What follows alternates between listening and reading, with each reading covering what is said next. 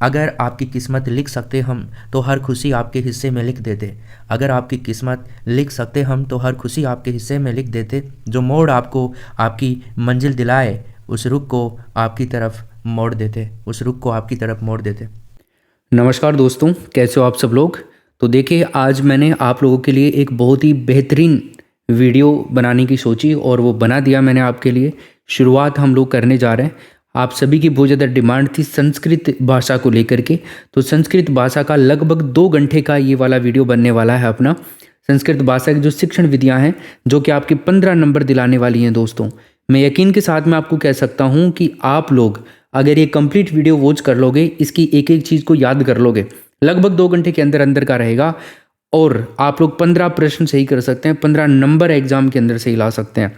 बाकी रही बात संस्कृत की ग्रामर की, तो मैं आपको बता दूं इस चैनल पर भी डाल दूंगा मैं, लेकिन ऑलरेडी एक वीडियो डाला हुआ है लगभग 6 घंटे के आसपास का, बिल्कुल शॉर्ट टू द पॉइंट, ठीक है। संस्कृत की ग्रामर का अपना जो मेन चैनल है मान एजुकेशन, उस पर आपको मिल जाएगा।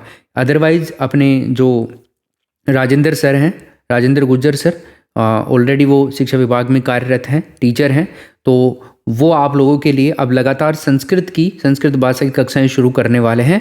तो उनकी कक्षाओं को आप लोग मान एजुकेशन यूट्यूब चैनल से कंप्लीट कर सकते हो, जो अपना मेन चैनल है, ठीक है। रीट लेवल 1 और 2 दोनों के लिए वो सारी की सारी कक्षाएं मैं फ्री करवा रहा हूँ।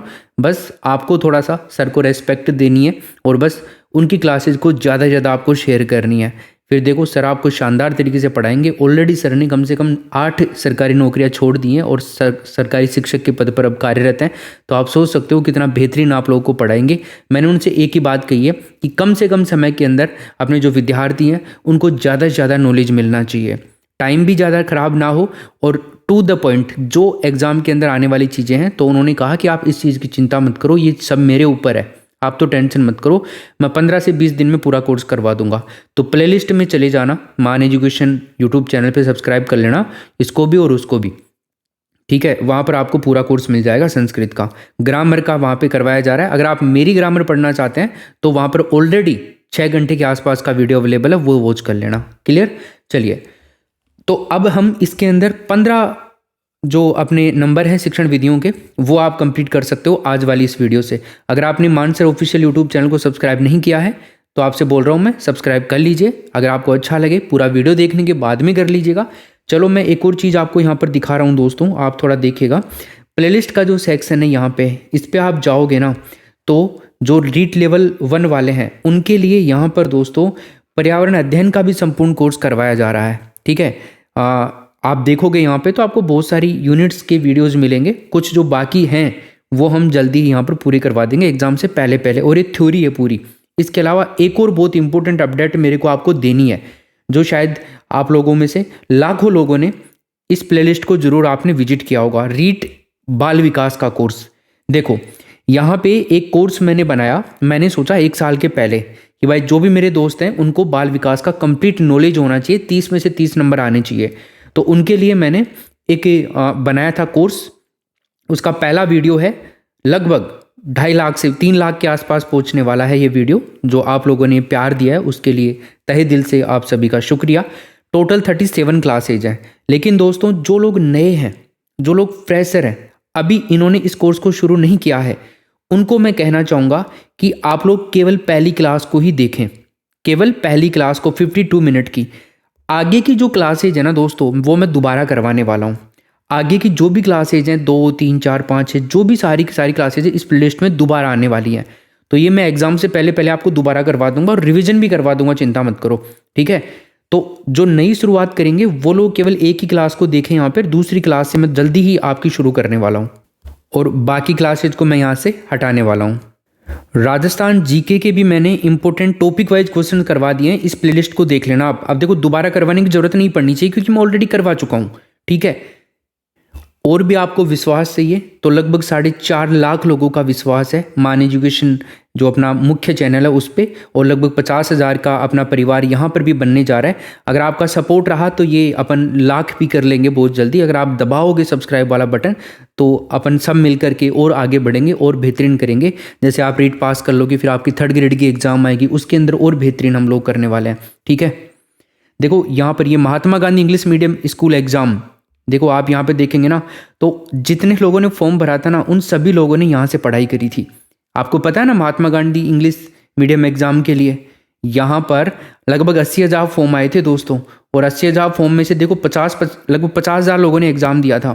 ठीक है, 50,000 लोग हमारे ये वीडियोस देखते थे। जो ऑलरेडी टीचर हैं वो केवल ट्रांसफ़र करवाना चाहते हैं अपना इंग्लिश मीडियम स्कूल में, तो वो लोगों का इतना विश्वास है। तो आप सोच लीजिए, आप तो अभी टीचर बने भी नहीं हो, तो आपको बनना है तो आप बिल्कुल पूरे डेडिकेट होके, और आपकी लाइव क्लास भी मैं शुरू कर रहा हूँ बाल विकास और शिक्षा शास्त्र की।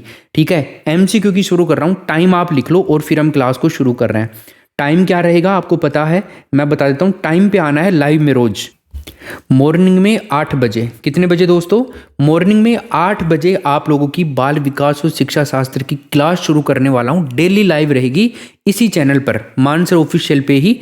टोटल रोज हम MCQ करेंगे बाल विकास शिक्षा शास्त्र के। मैं चाहता हूँ आपका एक भी प्रश्न गलत नहीं होना चाहिए, 30 के 30 सही होने चाहिए। ठीक, चलो अब हम शुरू करते हैं। देखो पूरा कंप्लीट आपको एक ही वीडियो में करवा रहा हूँ शिक्षण विधियाँ, तो 5 मिनट आपको थोड़ी सी राय देना, थोड़ी सी जानकारी देना, ये सब चीज़ें ज़रूरी थी। और एक सबसे इम्पोर्टेंट काम आपको क्या करना है, मान एजुकेशन ऐप डाउनलोड कर लेना है। प्ले स्टोर पर ये अपना ऐप है। अब तक लगभग 80,000 से भी ज़्यादा लोगों ने ऐप को डाउनलोड कर लिया है। आपको रेटिंग दे सकते हो आप यहाँ पे 5 स्टार रेटिंग दे करके। ठीक है, मान एजुकेशन ऐप पे देखिए, आपको मैं थोड़ी सी जानकारी देता हूँ। 5,000 से भी ज़्यादा सिलेक्शन अब तक हो चुके हैं यहाँ से। उसके अलावा NCERT और RBSC पर ही हम फोकस करते हैं पूरा का पूरा, क्योंकि पेपर वहीं से बनता है। तो NCERT पर आधारित प्रमाणिक विषय सामग्री के साथ में पढ़ाई, जो परीक्षा में दिलाए आपको बेहतरीन रैंक, लाखों विद्यार्थियों का विश्वास है। बेहतरीन एवं अनुभवी जो अध्यापक है उनके साथ आप रोचक पढ़ाई कर सकते हो दोस्तों। यहाँ पर अनलिमिटेड मॉक टेस्ट आप दे सकते हो। ठीक है, डेली क्विज होती है, डेली टेस्ट होते हैं, घर पर आपके नोट्स भी आते हैं, यहाँ से आप डाउनलोड कर सकते हो PDF को, सब कुछ अवेलेबल है। ठीक है, थैंक यू। चलते हैं अब। देखिए मेरे दोस्तों, सबसे पहले हम बात करते हैं भाषा कौशलों से शुरू करेंगे। भाषा कौशलों से शुरू करेंगे, इसके लिए हमें ज़रूरी है एकाग्रता और आपका संयम। अगर ये दोनों आपके पास में हैं तो इस वीडियो को आप सभी दोस्त कंटिन्यू कर दीजिए। शिक्षण विधियाँ पढ़ रहे हैं, मैं आपको यहाँ पर 2 चीज़ें बताना चाहूँगा वीडियो को शुरू करने से पहले। एक तो आपको मैं बताना चाहूँगा शिक्षण विधि क्या होती है, और एक मैं आप लोगों को बताना चाहूँगा शिक्षण प्रणाली क्या होती है। शिक्षण प्रणाली और शिक्षण विधि, ये 2 चीज़ें होती हैं। इसको शुरू करने से पहले हमारे को ये 2 चीज़ें पढ़नी बहुत आवश्यक है। देखिए दोस्तों, शिक्षण विधि की अगर हम बात करें तो ये होती है, जैसे हम कोई भी क्लास में पढ़ाते हैं तो पढ़ाते टाइम में जो एक शिक्षक होता है उसके जो पढ़ाने का तरीका होता है ना, वही शिक्षण विधि होती है। यानी कि जब आप जॉब लग जाओगे, गवर्नमेंट जॉब लग जाओगे या फिर प्राइवेट जॉब जो भी है आपका, लग जाने के बाद में जो आप उस क्लास के अंदर पढ़ाते टाइम में जो आपके पढ़ाने का तरीका है ना, वही शिक्षण विधि है। तो वही हम पढ़ने वाले हैं। एक होती है शिक्षण प्रणाली।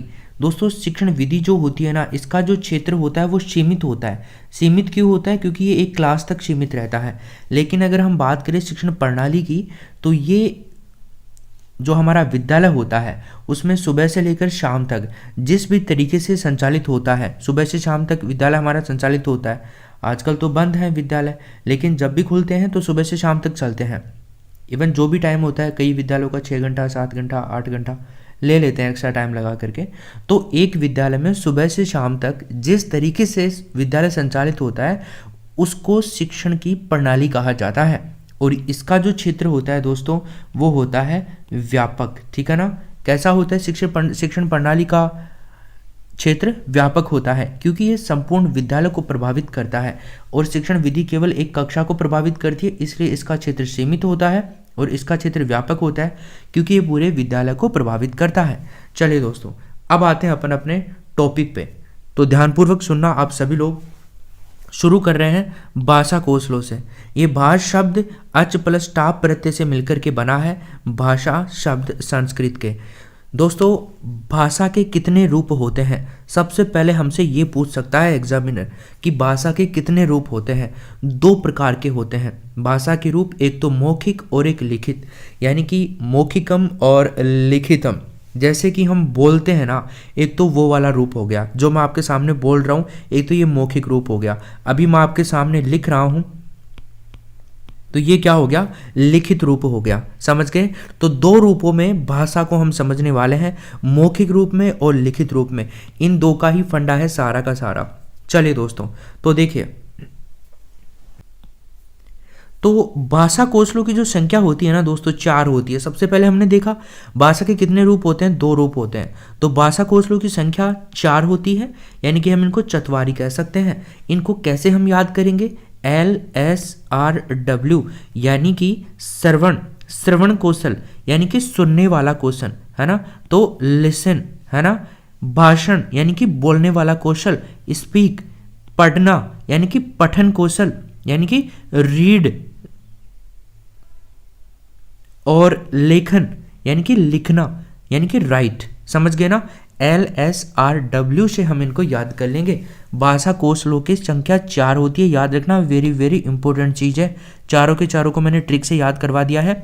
LSRW से याद कर लेना, श्रवण, भाषण, पठन और लेखन। इनका क्रम भी याद रखिएगा दोस्तों, क्रम याद नहीं रखोगे तो गलती हो जाएगी। बहुत बार एग्जाम में, आपके 3rd ग्रेड के एग्जाम में भी आ चुका है। क्रम आपको याद करना ही होगा। LSRW याद रखना, क्रम याद हो जाएगा। सुनोगे, बोलोगे, पढ़ोगे और लिखोगे, ठीक है, यही है। प्रोवेल महोदय के द्वारा दिए गए क्रम है ये, और इनको हमेशा ही माना जाता है।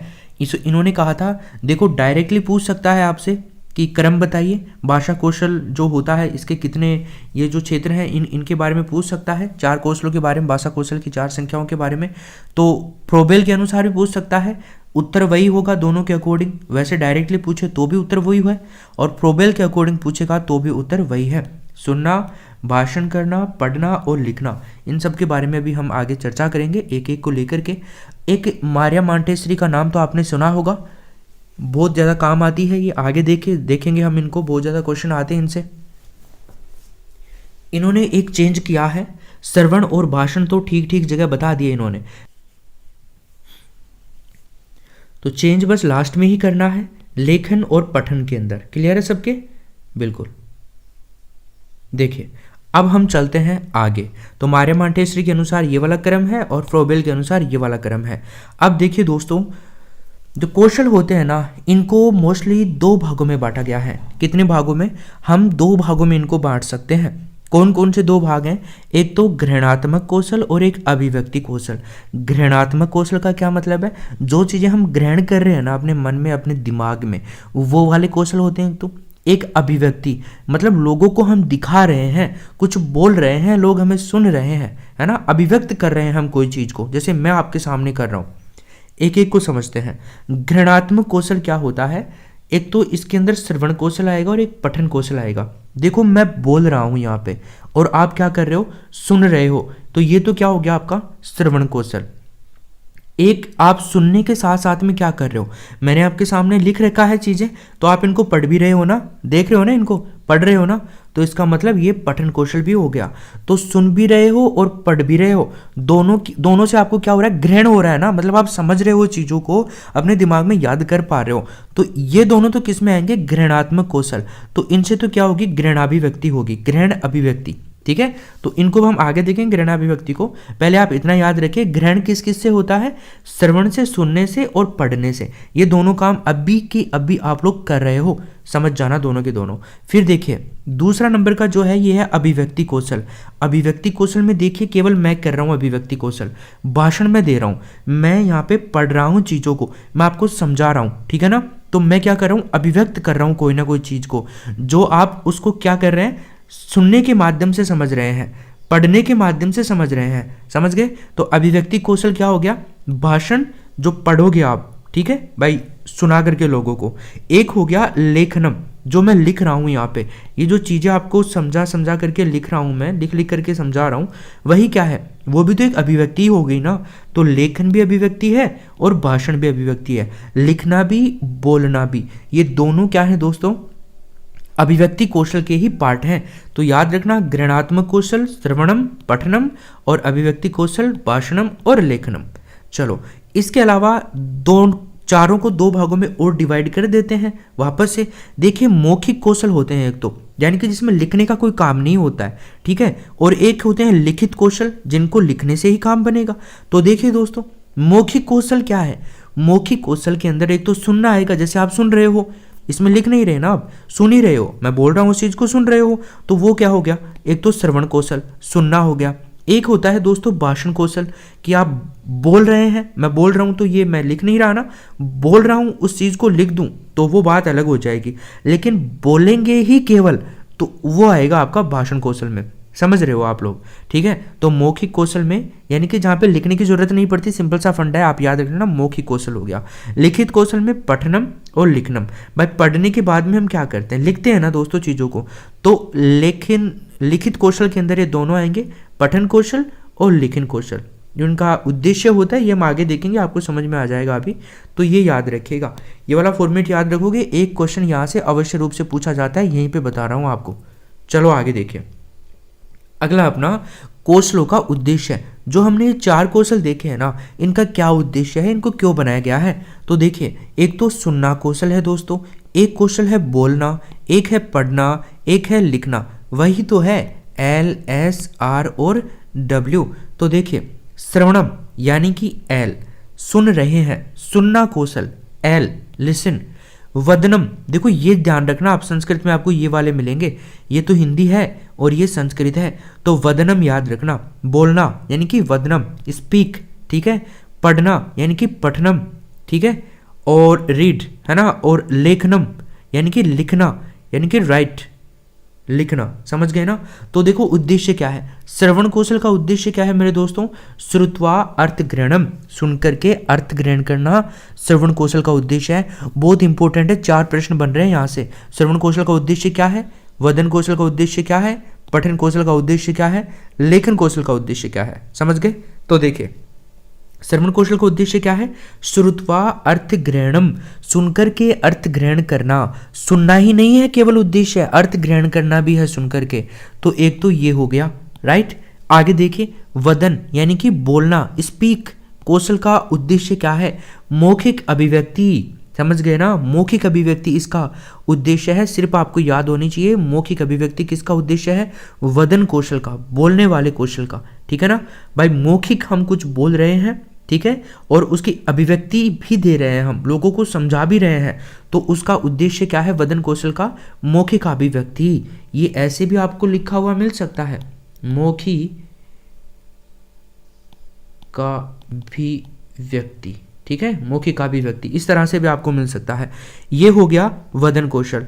अब हम बात करते हैं पठन कौशल की, यानी कि रीड, पढ़ना। तो देखिए पठित्वा अर्थ ग्रहणम, यानी कि पढ़ करके अर्थ ग्रहण करने की प्रक्रिया। मैं आगे इनके अर्थ नहीं बताऊंगा, यहीं पे समझ जाना आप लोग, आगे भी आएंगे ये वापस से, तो अर्थ यहीं पे समझ लेना आप लोग, एक बार बता रहा हूं यहाँ पे। तो पढ़ना क्या हो गया, पढ़ने का मुख्य उद्देश्य क्या है दोस्तों, पठन कौशल का, पठित्वा अर्थ ग्रहणम, पढ़ करके अर्थ ग्रहण करना। अब आप पढ़ भी रहे हो सब चीजों को और अर्थ भी ग्रहण कर रहे हो, इसका मतलब आप क्या कर रहे हैं, पठन कौशल कर रहे हैं। तो पठित्वा अर्थ ग्रहणम सबसे मुश्किल कौशल माना जाता है इसको, और सबसे महत्वपूर्ण कौशल होता है ये वाला, और ये सबसे हार्ड कौशल माना जाता है, अभी आगे बात करेंगे अपन। तो लेखनम, लेखनम लेखन कौशल, लिखना, राइट, ठीक है। तो देखिए पठितस्य लिखिताभिव्यक्ति, पढ़ करके लिखना और उसकी अभिव्यक्ति करना, ये होता है लेखन कौशल का उद्देश्य। बहुत इंपॉर्टेंट है दोस्तों, याद रखिएगा, कई बार एग्जाम्स में आ चुका है। लेखनम, लेखन कौशल का मुख्य उद्देश्य क्या है, पठितस्य लिखिताभिव्यक्ति, आपको ऐसे की ऐसे ऑप्शन में मिलेगा। तो पढ़ करके लिखना और उसकी अभिव्यक्ति करना, इसका मुख्य उद्देश्य क्या है, लेखन कौशल का मुख्य उद्देश्य है पठितस्य लिखिताभिव्यक्ति। याद रखिएगा, very very very important question. चलो क्लियर है सबके, आगे देखिए। अब आगे बात करते हैं, 1 बाय 1 को ले लेते हैं। पहले हम देखते हैं श्रवण कौशल को। किसको देखते हैं दोस्तों, श्रवण कौशल को देखते हैं। सो देखिए श्रवण कौशल का अर्थ क्या है, मैंने आपको बता दिया है, अर्थ ग्रहण पूर्वकम श्रवणम। ऐसे की ऐसे आपको ऑप्शन में मिलेगा कि श्रवण कौशल का अर्थ क्या है, पूछेगा क्वेश्चन, और क्या बताओगे, अर्थ ग्रहणम पूर्वकम श्रवणम, यानी कि अर्थ ग्रहण करने के साथ साथ में सुनना, सुनने के साथ साथ में अर्थ भी ग्रहण करना, जैसे भी आप बोलना चाहो। समझ गए। चलो जी, तो अर्थ ग्रहण कब होगा, जब हम सुनेंगे, तो ये इसका अर्थ होता है श्रवण कौशल का। इसका उद्देश्य क्या होता है? श्रुत्वा अर्थ ग्रहणम, सुनकर के अर्थ ग्रहण करना। हमने अभी अभी देखा, ये चीज़ें वापस से रिपीट कर रहा हूँ ताकि आपको याद हो जाए, क्योंकि क्वेश्चन आपको दोस्तों यहीं से मिलेंगे। ठीक है, अब देखो श्रवण कौशल सबसे पहले आया है, इसका मतलब ये क्या हो गया? प्राथमिक कौशल हो गया।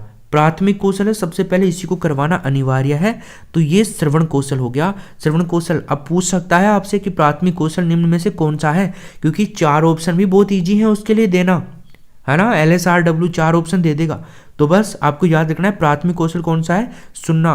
भाई बिना सुने हम कुछ कर सकते हैं क्या? कुछ सीख सकते हैं क्या? नहीं सीख सकते ना, तो सुनना जरूरी है हमारे को। सीखने वाले सीखते भी हैं, लेकिन ये जरूरी है। चलिए फर्स्टली हम देखेंगे यहाँ पे भाषा का ग्रहण श्रवण के माध्यम से ही होता है दोस्तों। कोई भी भाषा हम सीखते हैं, समझते हैं, तो उसको सुन करके ही तो समझते हैं। अब आप चीज़ें समझ रहे हो तो मेरे को सुन रहे हो आप, तभी तो समझ पा रहे हो आप लोग। तो भाषा का माध्यम क्या होता है? भाषा का ग्रहण श्रवण के माध्यम से होता है, समझ गए। तो संस्कृत भाषा के आप नॉलेज ले रहे हो तो किसके माध्यम से? सुनने के माध्यम से ले रहे हो, राइट। चलो अब देखो, सुनना मात्र ही श्रवण कौशल नहीं है, अपितु सुनकर के अर्थ ग्रहण करना भी श्रवण कौशल है। सुनना मात्र ही, आप सुन लोगे निकाल दोगे, लेकिन अर्थ ग्रहण नहीं करोगे तो वो कैसा श्रवण कौशल हुआ भाई? नहीं हुआ ना। ये हम पहले बात कर चुके कि सुनकर के अर्थ ग्रहण करना ही श्रवण कौशल उद्देश्य होता है।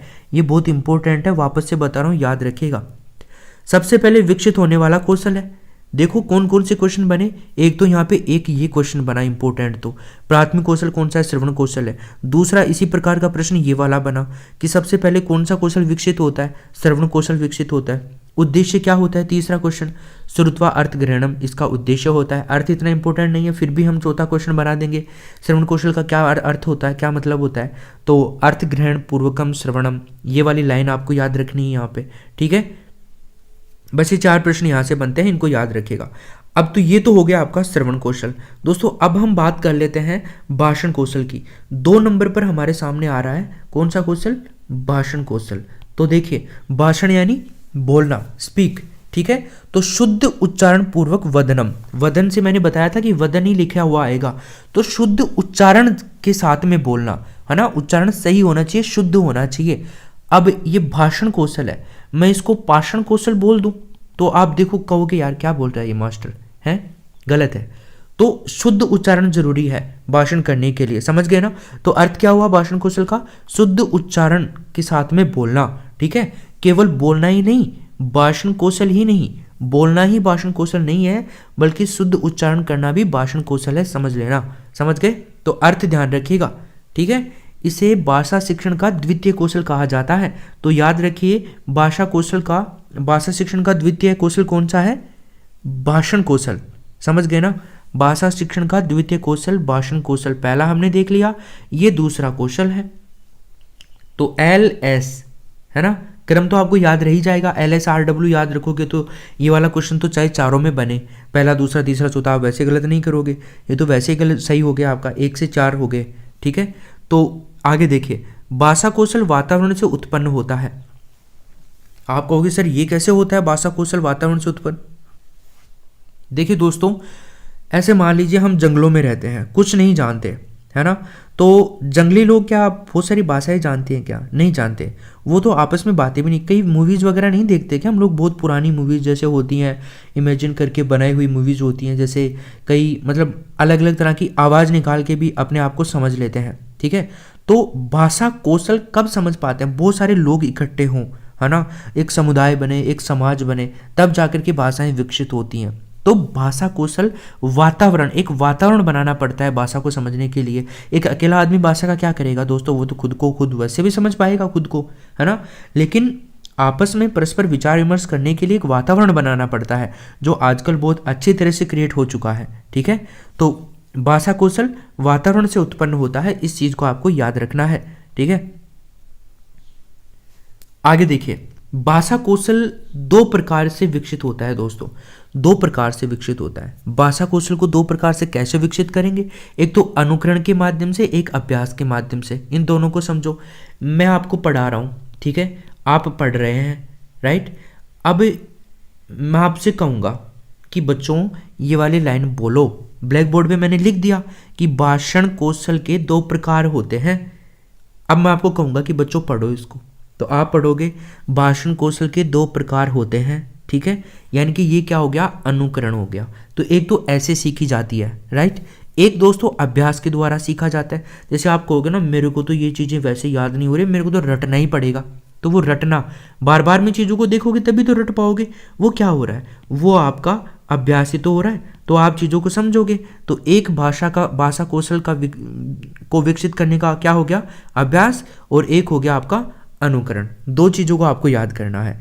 अनुकरण और अभ्यास 2 तरह से विकसित किया जा सकता है। भाषण कौशल 2 तरह से डेवलप किया जा सकता है, अनुकरण के माध्यम से और अभ्यास के माध्यम से। अब यहां से क्वेश्चन कैसे बनेगा, प्रश्न बनेगा कि भाषण कौशल किस प्रकार से विकसित किया जा सकता है। पहला ऑप्शन ये देगा, दूसरा ऑप्शन ये देगा, तीसरा ऑप्शन देगा उपरोक्त दोनों, चौथा ऑप्शन देगा कोई नहीं। समझ गए ना। तो आपको उपरोक्त दोनों कर देना है उस कंडीशन में। तो यहां से इस प्रकार का प्रश्न बन जाएगा। अगला देखिए, भाषण कौशल की विधियां। बहुत इजीली मैंने आपके लिए ट्रिक बना दी है। भाषण कौशल की विधियां होती हैं दोस्तों, 6 विधियां हैं, इनको याद कर लीजिए। देखिए, कथा कथन विधि, कथा कथन विधि। दूसरी विधि है भाषा स्पर्धा विधि। तीसरी है गीत विधि। चौथी है अनुवाचन विधि। पांचवी है अंत्याक्षरी विधि और छठी है वाद विवाद विधि। दोस्तों 6 विधियां हैं। कैसे याद रखोगे, देखो भाषण, एक चीज याद रखना, बुरा मत मानना, जो भी बहनें हैं जो इस वीडियो को देख रही हैं और जो हाउस वाइफ हैं, मतलब इनकी शादी हो गई है मान सकते हैं, तो मैं आपको याद करवाने के लिए बोल रहा हूँ, एज ए आप ब्रोदर के तौर पे ही बस आपको याद करवाने के लिए बोल रहा हूँ। गलत अनर्थ मत लीजिएगा। आप कहीं कमेंट कर दोगे कि आप ऐसे क्या बोल रहे हो कि बीवियाँ होती हैं वो क्या ज़्यादा ही बोलती हैं क्या, है नहीं, मतलब कई चुटकुले भी आप सुनते होंगे, बीवियाँ बोलती ही ज़्यादा है, और हकीकत भी है, आप मानो चाहे मत मानो, ठीक है। तो देखो, तो भाषण कौशल कई होती हैं, सब तो नहीं, कई होती हैं। मैं आपके लिए नहीं बोल रहा, आपके अलावा सब बाकी जो भी है, जो ज़्यादा बोलती हैं वो। तो भाषण कौशल की विधियाँ तो कौन कौन सी हैं, देखो बीवियाँ क्या करती हैं दोस्तों, भाषण ज़्यादा देती हैं, है ना, हर बात पे लड़ाई झगड़ा ये वो सब चीज़ें। तो क्या करना है, आज बीवी के घर जाना है, ज़्यादा बोल रही है वो, भाषण ज़्यादा दे रही है, आज बीवी के घर जाना है, आज बीवी के घर जाना है, आज बीवी के घर जाना है। तो ऐसे क्या हो जाएगा मेरे दोस्तों, ऐसे अनुवाचन विधि, ठीक है। और दूसरे वाले ऐसे क्या होगा, अंत्याक्षरी विधि। क्लियर। फिर देखिए, यहाँ पे दूसरा कलर लेता हूँ मैं, है ना। तो एक तो हो गया ऐसे, तो अनुवाचन हो गया, और दूसरे वाले ऐसे क्या हो गया, अंत्याक्षरी। ये तो कलर ही चेंज हो गया, चलो जी, ठीक है। फिर जी से क्या हो जाएगा, जी से अपना होगा गीत विधि, है ना, ये वाली गीत विधि है, समझ गए। तो आज से ऐसे अनुवाचन, दूसरे वाले ऐसे अंत्याक्षरी, और तीसरे वाले जी से क्या हो जाएगा, गीत विधि। फिर बी से क्या हो जाएगा दोस्तों, बी से देखो, बी से हो जाएगा आपका भाषण कौशल, ठीक है, यानी कि भाषा स्पर्धा विधि, भाषण कौशल में ही आती है ये, तो भाषा स्पर्धा विधि। एक दूसरा वी से क्या हो जाएगा दोस्तों, वाद विवाद विधि, और तीसरा के से क्या हो जाएगा, कथा कथन विधि। समझ गए ना। तो आज बीवी के घर जाना है क्योंकि ज़्यादा बोल रही है, समझ गए ना, कभी गलत नहीं होगा। याद रखना, ऐसे प्रश्न पूछेगा कि निम्न में से कौन सी भाषण कौशल की विधि नहीं है, तो ये आपको याद कर लेनी है, समझ गए ना। इनके बारे में डिटेल से चर्चा करेंगे, नहीं तो 15 घंटे का वीडियो हो जाएगा ये। इस तरह से मैं आपको केवल ये याद करवा रहा हूँ, एक पूरा कंप्लीट वीडियो भी आएगा, लेकिन वो तभी समझ पाओगे तब इस वीडियो को पूरे को याद करोगे आप लोग, गारंटी दे रहा हूँ। ये PDF आपको मान एजुकेशन मोबाइल ऐप पे दे दूंगा मैं, लेकिन याद कराने का तरीका तो इस वीडियो में मिलेगा आपको, समझ गए ना। तो भाषण कौशल के आपको ये 6 विधियाँ याद करनी है, समझ गए। इसके बाद में एक और वीडियो आएगा, मैं बोल रहा हूँ आपको, हर चीज़ को बहुत अच्छे से एक्सप्लेन करूंगा। कथा कथन विधि क्या होती है, भाषा स्पर्धा क्या होती है, उस वीडियो का इंतजार करो, इसको पूरे तरीके से अच्छे से कंटेस्ट करो, तभी उस वीडियो को डालने का मतलब होगा, और इसको पूरे को याद करोगे तभी वो वीडियो आपको समझ में आएगा। तो आपके 15 में से 15 आ जाएंगे, गारंटी है, पक्की गारंटी है। तो चलो आगे देखते हैं, इसको याद कर लिया। अब देखिए, भाषण कौशल का विकास किया जाता है उच्चारण के द्वारा, ठीक है ना भाई। भाषण कौशल कैसे विकास कर सकते हो, उच्चारण करवा करवा करके बच्चों को, है ना, अलग अलग तरह की चीज़ें सिखा सकते हो, अलग अलग तरह के शब्दों को सिखा सकते हो आप, तो भाषण कौशल अपने आप ही उनमें डेवलप हो जाएगा। ठीक है, तो उच्चारण के द्वारा, याद रखना ये भी एक प्रश्न है, भाषण कौशल को आप कैसे विकसित कर सकते हो एक बच्चे में, है ना। तीसरी क्लास के बच्चे में, चौथी क्लास के बच्चे में अलग अलग तरह के एग्जाम्पल दे देगा, ऑप्शन में दे देगा एग्जाम्पल अलग अलग तरह के, 5वीं 6ठी 7वीं 8वीं 10वीं ऐसे क्लासेस के बारे में। उच्च प्राथमिक विद्यालय के बच्चों को आप कैसे भाषा कौशल को विकसित करोगे, प्राथमिक विद्यालय के बच्चों को आप कैसे भाषा कौशल को विकसित करोगे, तो सबको उच्चारण के माध्यम से करवाएंगे। लेकिन वहाँ पे ऑप्शंस कैसे देंगे, इसके लिए एक अलग से शिक्षण वीडियो का कंप्लीट जितने भी प्रश्न बनते हैं उनका भी एक वीडियो आपको मिलेगा। चिंता मत करो, आप बस चैनल को सब्सक्राइब जरूर कर लेना। बस आप सभी से निवेदन है, इतनी मेहनत फ्री में आपके लिए कर रहे हैं तो बस इसीलिए कि आप मान एजुकेशन फैमिली का एक सदस्य बन जाए। इसमें आपका कोई पैसा नहीं लगता है। मैंने आपको शुरुआत में बताया, सब्सक्राइब का बटन दबाओ, नीचे लाल कलर में है तो, अगर ब्लैक है तो आपने ऑलरेडी कर रखा है, और लाल है तो उसको दबाओ, उसके बाद में घंटी आएगी उसको दबा के ऑल के ऊपर क्लिक कर दो, ताकि आने वाले वीडियोज़ वहाँ पर आपको उनके नोटिफिकेशन मिल जाए। इसीलिए होता है सब्सक्राइब करना। और अगर पसंद आ रहा है तो लाइक का बटन भी दबा देना, और अगर पसंद आ रहा है ना, तो अपने दोस्तों को जरूर बता देना। इसीलिए ये मेहनत है कि आपका भी फायदा हो और अपने सब दोस्तों का फायदा हो। ठीक है ना। अब चलते हैं अपन पठन कौशल पे। देखो इको अर्थ काहे में है भाई, देखो पठन कौशल को अर्थ काहे में है, अर्थ ग्रहण पूर्वकम उच्चारणम। क्या होता है दोस्तों, अर्थ ग्रहण पूर्वकम उच्चारणम। अर्थ ग्रहण पूर्वकम उच्चारणम याद करना है आपको, ऐसे कि ऐसे ऑप्शन में आपको मिलेगा। अर्थ ग्रहण करने के बाद में उच्चारण करो, समझ गए ना। तो पठन कौशल का मतलब क्या है, अर्थ ग्रहण पूर्वकम उच्चारणम। उद्देश्य क्या है मित्रों, पठित्वा अर्थ ग्रहणम और ग्रहणाभिव्यक्ति च। याद रखिएगा, बहुत इंपॉर्टेंट है, दोनों याद रखने हैं। पठित्वा अर्थ ग्रहणम और ग्रहणाभिव्यक्ति दोनों ही आपको याद करने हैं। ठीक है, ये इसके उद्देश्य, पढ़ करके अर्थ ग्रहण करना, समझ गए ना आप लोग। ग्रहण अभिव्यक्ति, ग्रहण करके अभिव्यक्ति करना, बता दिया था। चलो, इसे भाषा शिक्षण का तृतीय कौशल कहा जाता है, वो तो आप याद कर ही लोगे LSRW से, समझ गए। चलो, तो ये आपको ऐसे याद हो जाएगा। तो ये तृतीय कौशल है भाषा कौशल का, भाषा शिक्षण का। फिर देखिए, चारों कौशलों में पठन कौशल सर्वाधिक महत्वपूर्ण कौशल है। मैंने आपको पहले बता दिया, सबसे महत्वपूर्ण कौशल कौन सा है, पठन कौशल ही है। तो सर्वाधिक महत्वपूर्ण कौशल कौन सा है, ऐसे पूछेगा प्रश्न, तो पठन कौशल सबसे महत्वपूर्ण है। समझ गए। चलो देखो, इसके भी कई भागों में बांटा गया है पठन कौशल को। तो ये 2 प्रकार का होता है। सबसे पहले तो 2 प्रकार कौन कौन से होते हैं, एक तो सहस्वर पठन या फिर सहस्वर वाचन, अभी बताता हूँ क्या होता है ये, और एक होता है मौन वाचन। सहस्वर यानी कि साथ में पढ़ना, साथ में वाचन करना। टीचर के साथ में पढ़ लीजिए, बच्चों के साथ में वाचन, सबको एक साथ पढ़ा दीजिए, वाचन करने के लिए बोल दीजिए। कोई भी एक शब्द लिख दो, सामने आप एक कहानी लिख दो, बुक में सबको खड़ा कर दो, बच्चों को बोलो कि ये पैराग्राफ आप पढ़िए। ठीक है ना। तो वो एक साथ पढ़ना सहस्वर पठन हो गया आपका, या सहस्वर वाचन हो गया। तो ये दोस्तों होता है 3 प्रकार का। कितने प्रकार का होता है, 3 प्रकार का। प्रकार तो इसके भी 3 ही होते हैं। अभी ट्रिक से याद करवा दूंगा आपको। देखो, ट्रिक तो आपको पता ही है, कमाल होती है अपनी। 3 प्रकार का होता है, कौन सा, सहस्वर पठन। एक तो है आदर्श वाचन। आदर्श वाचन जो शिक्षक के द्वारा किया जाता है और इसमें शिक्षक सक्रिय होता है, ये बहुत इंपॉर्टेंट चीज़ है। आदर्श वाचन में कौन सक्रिय होता है, शिक्षक सक्रिय होता है। फर्स्ट ग्रेड तक के एग्जाम में क्वेश्चन पूछा जाता है यहाँ से, तो आपकी तो बात ही क्या है। तो आदर्श वाचन शिक्षक सक्रिय होता है। ठीक है। अनुकरण वाचन छात्र सक्रिय होता है, क्योंकि मैं बोल रहा हूँ और मैं आपसे कहूँ कि बच्चों इसको आप पढ़ दो फटाफट से, वाचन करो इसका, पठन करो इसका फटाफट, तो मैं तो सुनूंगा कौन शुद्ध अशुद्ध काम कर रहा है, कौन शुद्ध अशुद्ध बोल रहा है, लेकिन आप पढ़ोगे, इसका मतलब आप अनुकरण कर रहे हो। अनुकरण कर रहे हो तो सक्रिय कौन होगा, छात्र होंगे, आप होंगे। समझ गए।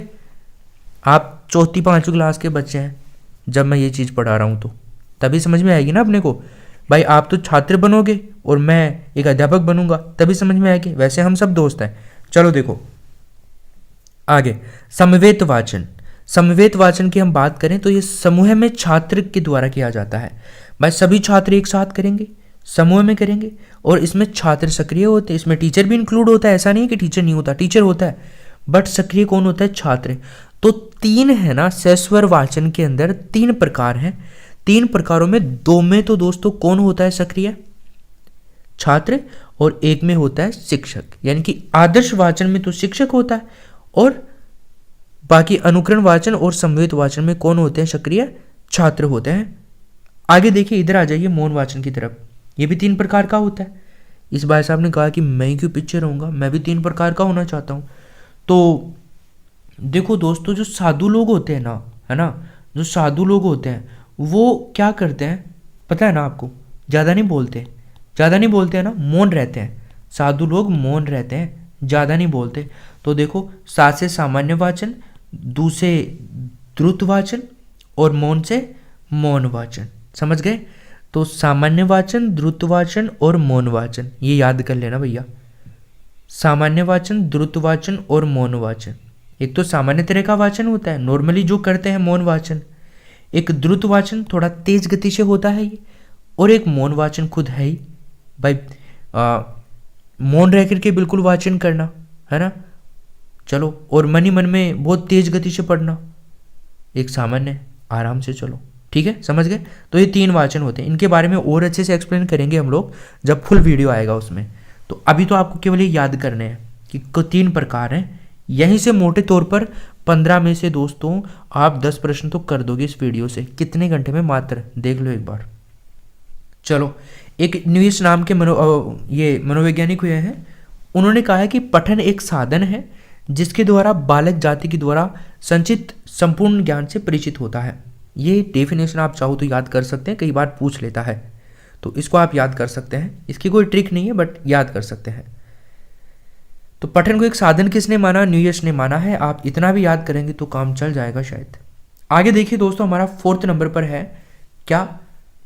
लेखन कौशल। कौन सा है? लेखन कौशल। अर्थ देखेंगे, उद्देश्य देखेंगे। सबसे पहले हम इसका अर्थ ही देख लेते हैं। तो देखिए, अर्थ क्या है इसका? शब्द लिपि पूर्वकम लिखित्वा अभिव्यक्तिकरणम। शब्द लिपि पूर्वकम लिखित्वा अभिव्यक्तिकरणम, यानी कि उद्देश्य भी देख लीजिए। पठितस्य लिखिताभिव्यक्ति ही, पठितस्य लिखिताभिव्यक्ति, पढ़ना, लिखना और अभिव्यक्त करना चीजों को। समझ गए? यस। शब्द और लिपि लिखो और अभिव्यक्त करो। समझ गए? तो ये लेखन कौशल हो गया आपका। अर्थ तो हो गया ये वाला, फर्स्ट लाइन याद रखना, यही ऑप्शन में मिलेगा आपको अर्थ पूछेगा तो। वैसे अर्थ पूछता नहीं है, लेकिन कई बार पूछ ले तो आप याद रखिएगा इसको। सबसे लंबा अर्थ किसका है? ऐसे याद रख लो, लेखन कौशल का। 4th नंबर का जो कौशल है, सबसे हार्ड कौशल होता है ये सीखने में बच्चे को। समझ गए? टाइम लगता है इसमें, मतलब समय लगता है, समय के साथ ही सीख पाता है बच्चा। भाषा शिक्षण का 4th और अंतिम कौशल है, ये तो हम सब जान ही गए हैं, 4था है तो। वाचिक क्रियाओं का वर्ण रूप ही लेखन कहलाता है। वाचिक क्रियाओं का, जैसे मैं वाचन कर रहा हूँ, मैं पढ़ रहा हूँ चीज़ों को आपके सामने, तो उनका वर्णिक रूप, यानी कि मैं लिख दूँ, मैंने जो बोला उस चीज़ को मैं लिख दूँ, तो वो क्या हो गया? लेखन हो गया ना भाई। मैं बोल रहा हूँ, जो चीज़ें लिखी हुई हैं आपके सामने सब की सब, तो ये क्या हो गया? ये लेखन हो गया, जो बोल रहा हूँ वो चीज़ें। तो समझ गए ना आप लेखन कौशल क्या होता है। आगे देखिए, एक सरयू प्रसाद नाम के व्यक्ति हुए हैं, सॉरी, तो इन्होंने क्या कहा है? पठन व लेखन दोनों कौशलों को एक साथ करवाना चाहिए। किसने कहा है? सरयू प्रसाद ने। पठन कौशल जो है तीसरा सबसे महत्वपूर्ण कौशल माना जाता है, 4था सबसे हार्ड होता है। तो पढ़ना कौशल और लिखना कौशल एक साथ करवाना चाहिए। बात भी सही है, थोड़ा ज़्यादा समझ में आता है, ये आपको भी पता है। जब अगर आप लोग भी नोट्स बना रहे हैं तो आपको भी समझ में आ रहा होगा भाई, आप सुन भी रहे हैं और लिख भी रहे हैं। हमने ऐसे ही तो किया था जब हम कोचिंग वगैरह किया करते थे, तो सुनते भी थे और लिखते भी थे। समझ गए ना? तो ये क्या हो गया आपका? सरयू प्रसाद के अनुसार डेफिनेशन हो गई है, इसको भी याद रखिएगा। आगे देखिए, ये भाषा का सबसे कठिन कौशल माना जाता है। याद रखिएगा, भाषा का सबसे कठिन कौशल कौन सा है? यही है, लेखन कौशल। इस कौशल में वर्तनी व शुद्धता को अधिक महत्व दिया जाता है। भाई लेखन कौशल है, लिखने वाला कौशल है, तो बात तो सही है ना। वर्तनी और शुद्ध अशुद्ध का ध्यान दिया जाएगा। भाई शुद्धता कितनी है इसमें? भाई जब टीचर कॉपी जांच किया करता था हिंदी वाला, तो क्या देखता था? शुद्धि अशुद्धि देखता था कि नहीं देखता था? बताओ। संस्कृत वाला तो शुद्धि अशुद्धि पर ज़्यादा महत्व दिया जाता है, वर्तनी और शुद्धता के ऊपर। तो याद रखिएगा लेखन कौशल, ये तो आप इजीली वैसे भी कर ही दोगे, इतना तो मेच्योर हैं ही आप लोग। आगे देखिए, लेखन कौशल की विधियां हैं दोस्तों, इनको याद करेंगे, बहुत इजीली याद कर लेंगे। उसकी भी 6 थी, इसकी भी 6 है। ट्रिक तो बहुत लाजवाब है, उसकी भी लाजवाब थी और इसकी भी लाजवाब है। देखो याद करवाता हूँ ट्रिक को कैसे आप याद करेंगे। देखिए दोस्तों, आजकल डीजे बंद है ना, पता है ना आपको, डीजे वीजे नहीं बजते हैं ज़्यादा आजकल, बिल्कुल भी नहीं बजते, मतलब बंद से ही मान लीजिए। जब भी देख रहे हैं आप लोग इस वीडियो को, समझ लीजिए इस टाइम में जब मैं वीडियो बना रहा हूँ, इस टाइम में डीजे बंद है, इंडिया में ही बंद है, ठीक है। तो इंडिया में बंद है तो प्रधानमंत्री से रिक्वेस्ट करनी पड़ेगी, पीएम साहब से रिक्वेस्ट करनी पड़ेगी। तो पीएम साहब क्या है, पीएम साहब हमारे ठाकुर साहब हैं, मान लीजिए ठाकुर साहब हैं, तो पीएम, अब ठाकुर को क्या लगाते हैं, सा लगाते हैं ना, पीएम सा, है ना। तो पीएम सा डीजे बजवा दो, पीएम सा डीजे बजवा दो, डीजे वाले बाबू मेरा गाना बजा दे, है ना, कलम में तेरी सरकार बना दो, है ना। चलिए, तो पीएम सा डीजे बजवाओ, मतलब कि पी से क्या हो जाएगा दोस्तों, प्रश्नोत्तरी विधि, एम से क्या हो जाएगा, मांटेश्वरी विधि, ठीक है। एस से क्या हो जाएगा, श्रुत लेखन विधि, ठीक है। ए से क्या हो जाएगा दोस्तों, अक्षरानुवापुकरण विधि, अरे यार बोलने में नहीं आ रहा, सॉरी, अक्षर स्वर अनुरूपानुकरण विधि, समझ गए ना, अक्षर स्वर अनुरूपानुकरण विधि, याद रखिएगा इसको। फिर आता है आपका डी, यानी कि डी से क्या करोगे, दृष्ट लेखन विधि, समझ गए, दृष्ट लेखन विधि। फिर आएगा आपका जे, यानी कि जे का टोट विधि, जे का टोट विधि, याद कर लोगे, पीएम सा डीजे बजाओ, पीएम सा डीजे बजाओ, दृष्ट लेखन विधि, श्रुत लेखन विधि, अक्षर स्वर अनुरूपानुकरण विधि, प्रश्नोत्तर विधि, मांटेश्वरी विधि और जका टोट विधि किसकी है, लेखन कौशल की विधियां हैं। इनके बारे में जो फुल वीडियो आएगा उसके अंदर चर्चा करेंगे अपन, ठीक है भाई, इनमें क्या क्या होता है, कैसे कैसे होता है, समझ गए। तो ये 6 तो आपको याद करनी है, डायरेक्टली मैं बोल रहा हूँ, अंदर नहीं जाएगा आपके एग्जाम में, यहीं से क्वेश्चन आ जाएगा। ये वीडियो और इस वीडियो की एक एक लाइन, एक एक शब्द, एक एक अक्षर बहुत इंपॉर्टेंट है, याद रखना, गोल्डन है, गोल्डन आपके लिए। चलो आगे देखिए, आगे बात करते हैं। चारों कौशल हैं, तो चारों कौशलों के उद्देश्य प्राप्त करने के लिए 2 प्रकार की परीक्षाओं का आयोजन किया जाता है। 2 प्रकार की मुख्य परीक्षाएं होती हैं, कौन कौन सी, एक तो मौखिक परीक्षा होती है, एक लिखित परीक्षा होती है, समझ गए। मौखिक परीक्षा श्रवण, भाषण और पठन कौशल के लिए होती है, और लेखन कौशल के लिए लिखित परीक्षा, भाई लेखन के लिए तो लिखित परीक्षा ही होगी, लेखन कौशल को हमें जांच करना है कि बच्चा कैसा लिखता है, तो उसके लिए लिखित परीक्षा करवानी जरूरी है, समझ गए। और मौखिक कौशल में श्रवण, भाई सुन करके हम मौखिकली एग्जाम ले सकते हैं, बच्चों को पूछेंगे बता, तो मौखिक बताएगा तो हम समझ जाएंगे मौखिक कौशल कैसा है उसका। भाषण दे रहा है वो, भाषण कौशल बोल रहा है, तो एक ये भी हो गया आपका मौखिक, और पठन भी मौखिक है, तीनों मौखिक में ही आएंगे दोस्तों, याद रखिएगा। तो इसके लिए एग्जाम कौन सा होता है, मौखिक एग्जाम होता है, जो हमने बहुत दिया है, 10 नंबर का एग्जाम होता था हमारे टाइम में, ठीक है ना। चलो जी, तो ये आपके 4 कौशल हो गए। अब आप सभी से निवेदन है, आगे का वीडियो कंटिन्यू तो करोगे आप, मुझे पता है, क्योंकि आपको पढ़ना है और याद करना है, 15 नंबर अपने को लेने हैं, जिसको नहीं लेने वो छोड़ सकता है, कोई दिक्कत नहीं है। एक निवेदन है, कमेंट बॉक्स में जरूर बताना, अगर आप यहाँ तक आ गए हो ना, तो आपको कैसा लगा ये वीडियो, कमेंट बॉक्स में जरूर कमेंट करके बताना। जो भी आपको लगा, खराब लगा तो खराब ही लिख दीजिए कि बहुत बुरा लगा है मेरे को, तो सर मैं तो नहीं पढ़ने वाला, मैं नहीं पढ़ने वाली। अगर सही लगा है तो सही लिख देना, बट लिख जरूर देना, कमेंट बॉक्स भर जाना चाहिए, बस आपका एक कमेंट जरूर होना चाहिए।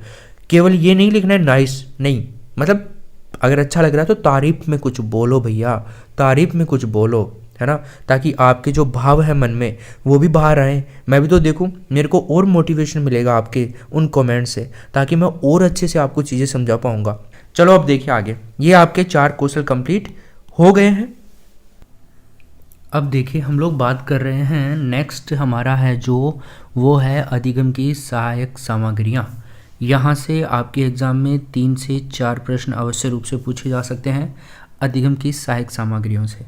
2 क्वेश्चन तो अवश्य रूप से आएंगे, लेकिन बहुत बार भी ये देखा गया है कि 3 से 4 प्रश्न यहाँ से आपसे पूछे जाने हैं ही हैं। तो ये वाला भी अब शुरू हो रहा है और बहुत ही शानदार है, लाजवाब है। इसको ध्यानपूर्वक आप लोग समझोगे, पढ़ोगे बहुत अच्छे से। तो देखिए, अधिगम की सहायक सामग्रियों की हम बात करें तो इनको नॉर्मली हम लोग 3 भागों में इनको डिवाइड कर सकते हैं। कितने भागों में? 3 भागों में हम इनको डिवाइड कर सकते हैं। देखो, सहायक सामग्री यानी कि जो हमें पढ़ने के अंदर कुछ चीज़ें काम आ रही हैं, यानी कि अधिगम का मतलब सीखने में कोई चीज़ हमारे को काम आ रही है, सहायक हेल्प कर रही है, ऐसी कुछ सामग्रियाँ है ना, सीखने में जो सहायक हों। तो इनको 3 भागों में डिवाइड किया गया है। एक तो है दृश्य सामग्री, यानी कि जिनको हम देख सकते हैं। दूसरा है आपका श्रव्य सामग्री, यानी कि जिनसे हम सुन करके ज्ञान प्राप्त करें।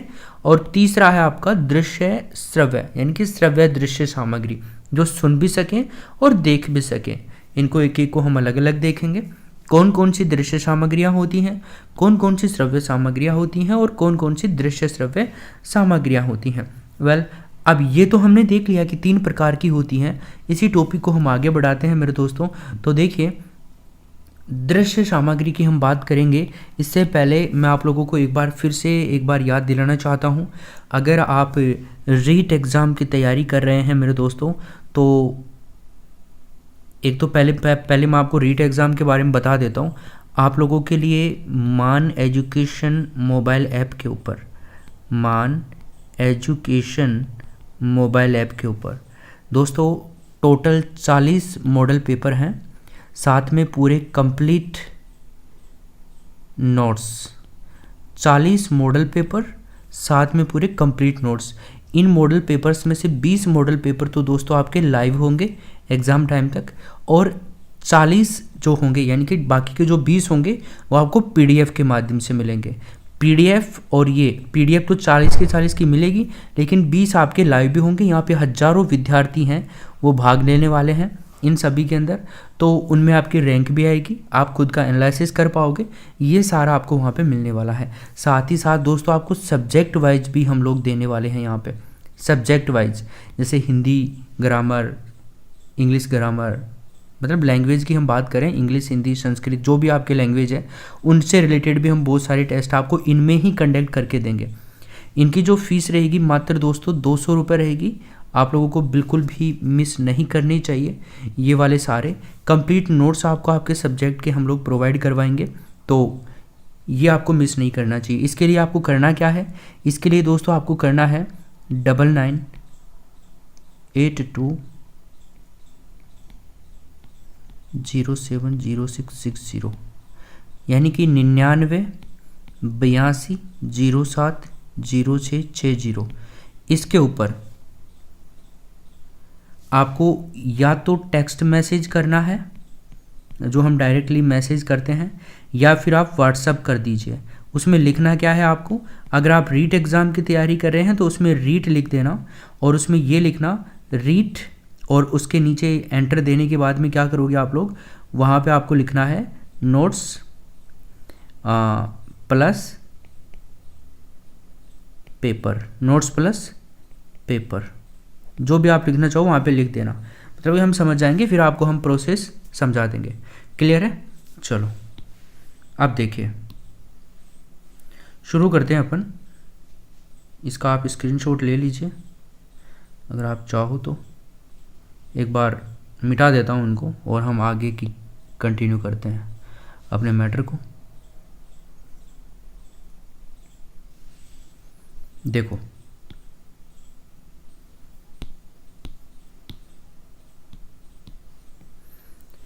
दृश्य सामग्री की हम बात कर रहे हैं यहाँ पे। सो गाइस, दृश्य सामग्री जो होती है वो होती है जिन्हें बालक देख करके सीखता है। जिनको बालक क्या करता है? देख करके सीखता है। दोस्तों इसमें सबसे सक्रिय जो होता है ना, वो होती है आँख। भाई हम कोई भी चीज़ को आँखों से ही तो देखते हैं, यानी कि हमारा सक्रिय बिंदु क्या हो गया? आँख हो गया। तो दृश्य सामग्री में सक्रिय क्या हो गया? सर्वाधिक आँख हो गया। अब देखो, जैसे श्यामपट्ट है, श्यामपट्ट दोस्तों बहुत इंपॉर्टेंट एक दृश्य सामग्री होती है बच्चों के सीखने के लिए। इसके बिना बच्चे बहुत अच्छी तरीके से नहीं सीख पाएंगे। मानिएगा आप 80% बच्चे सीख ही नहीं पाएंगे, कंप्लीटली नहीं सीख पाएंगे कुछ भी चीज़ें। तो ये ज़रूरी है कि श्यामपट्ट होना ही चाहिए। कक्षा के अंदर। इसीलिए हमें कोई भी प्राइवेट स्कूल हो चाहे गवर्नमेंट स्कूल हो, सभी में हमारे को श्यामपट्ट वगैरह देखने को मिलते हैं, हर क्लास में आपको देखने को मिलेगा। अब श्यामपट्ट को दोस्तों क्या क्या बोला जाता है, ये देखिए इसकी क्या क्या विशेषताएं होती हैं।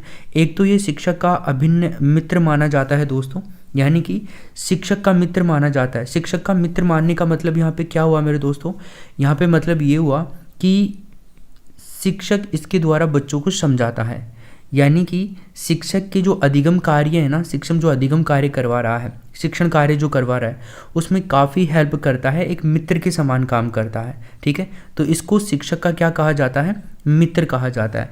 वेल, अब देखिए इसके अलावा दूसरा है लेखन कौशल का विकास होता है। इससे लेखन कौशल का विकास होता है। शिक्षक भी लिखता है, बच्चों से भी लिखवाते हैं, तो इससे लेखन कौशल का भी विकास होगा। लिखने की प्रक्रिया तेज होगी, अच्छी होगी और इफेक्टिव होगी। ठीक है, इसमें काफ़ी सुधार होता है। इसके अलावा दूसरी जो विशेषता है इसकी, ऊपर से नीचे की ओर मिटाना। ऊपर से नीचे की ओर मिटाना, जैसे कि मैं आपको मिटाने की बात कर रहा हूँ, तो देखिए जैसे मैं ऊपर से मिटा रहा हूँ, सबसे पहले इसको मिटाया मैंने, ठीक है, फिर मैं इसको मिटा रहा हूँ, फिर मैं इसको मिटा रहा हूँ, फिर इसको मिटा रहा हूँ। तो ऊपर से नीचे की ओर मिटाना क्या होता है, सबसे उपयुक्त माना जाता है। प्रश्न यहाँ से यह भी पूछा जा सकता है कि श्यामपट्ट में जो हम लिखते हैं उसको किस तरह से मिटाना चाहिए, सबसे उपयुक्त विधि कौन सी है, तो ऊपर से नीचे की ओर मिटाना है आपको। और एक कक्षा का हृदय भी कहलाता है, ठीक है ना, क्लास का हृदय कहलाता है, क्योंकि बीच में शिक्षक और छात्र के बीच में यही होता है जो दोनों के अंदर बहुत इफेक्टिव काम करता है, शिक्षक के लिए भी और छात्रों के लिए भी। इसलिए ये कक्षा का क्या कहलाता है, हृदय भी कहलाता है। चलो जी, अब देखिए श्यामपट्ट की तो हमने बात कर ली।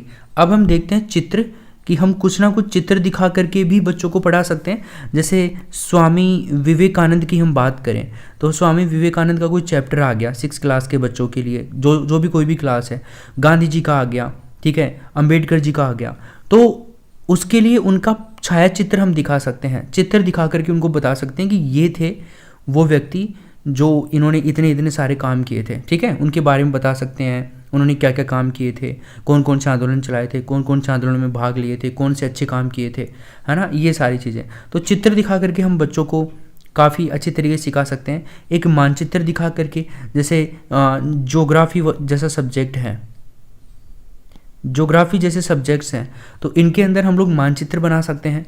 जैसे हमें इंडिया का मैप बनाना है, या तो हम मैप ले आएंगे मार्केट से बनाया, या तो फिर हम बोर्ड के ऊपर भी बना सकते हैं, श्यामपट्ट के ऊपर भी बना सकते हैं। तो वो एक कारण हो गया मानचित्र से।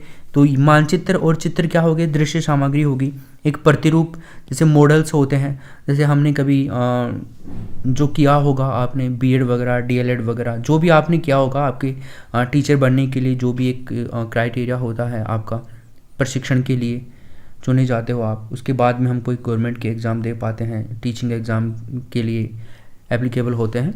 तो वही बात है, समझ गए ना। तो मॉडल हम बनाते हैं, वहाँ पे हमारे से बनवाए जाते हैं, मॉडल्स बनाओ, बच्चों को दिखाओ, है ना, ये चीज़ें, वो चीज़ें, जो भी है लेसन प्लान करवाते हैं उस टाइम मॉडल्स बनवाते हैं। और मॉडल्स हम बच्चों से भी बनवा सकते हैं कक्षा के अंदर। तो मॉडल भी क्या है, चित्र सामग्री होगी। बुलेटिन बोर्ड, दोस्तों बुलेटिन बोर्ड भी एक चित्र सामग्री है। समाचार पत्र चित्र सामग्री ही है, ठीक है, यानी कि दृश्य सामग्रियां हैं सारी की सारी, देख करके पढ़ते हैं बच्चों से। प्रार्थना के टाइम के अंदर भी समाचार पत्र पढ़वाए जाते हैं ताकि सभी बच्चों को थोड़ा नॉलेज हो, तो ये देख करके पढ़ते हैं, तो ये दृश्य सामग्री होगी। पाठ्य पुस्तक जो होती हैं ये भी काफ़ी अच्छा काम करती हैं, ये भी दृश्य सामग्रियाँ हैं। संग्रहालय के अंदर बहुत सारी पुस्तकें हों, कुछ भी चीज़ें हों, इफ़ेक्टिव चीज़ें। मान लीजिए पुस्तकें तो खैर छोड़िए, आप जैसे हम कहीं पे बच्चों को घुमाने के लिए लेकर के जा रहे हैं, है ना, तो वहाँ पे कई सिंधु घाटी सभ्यता से मिली हुई कई चीज़ें रखी हुई हैं, है ना, मोहनजोदड़ो, बहुत सारी चीज़ें। तो संग्रहालय के अंदर हम दिखा करके बच्चों को समझा सकते हैं कि हमने उस चैप्टर के अंदर ये वाली चीज़ पढ़ी थी, वो ये वाली चीज़ है, समझ गए। तो एक संग्रहालय भी दृश्य सामग्री होगी। फनेल बोर्ड एक दृश्य सामग्री होती है।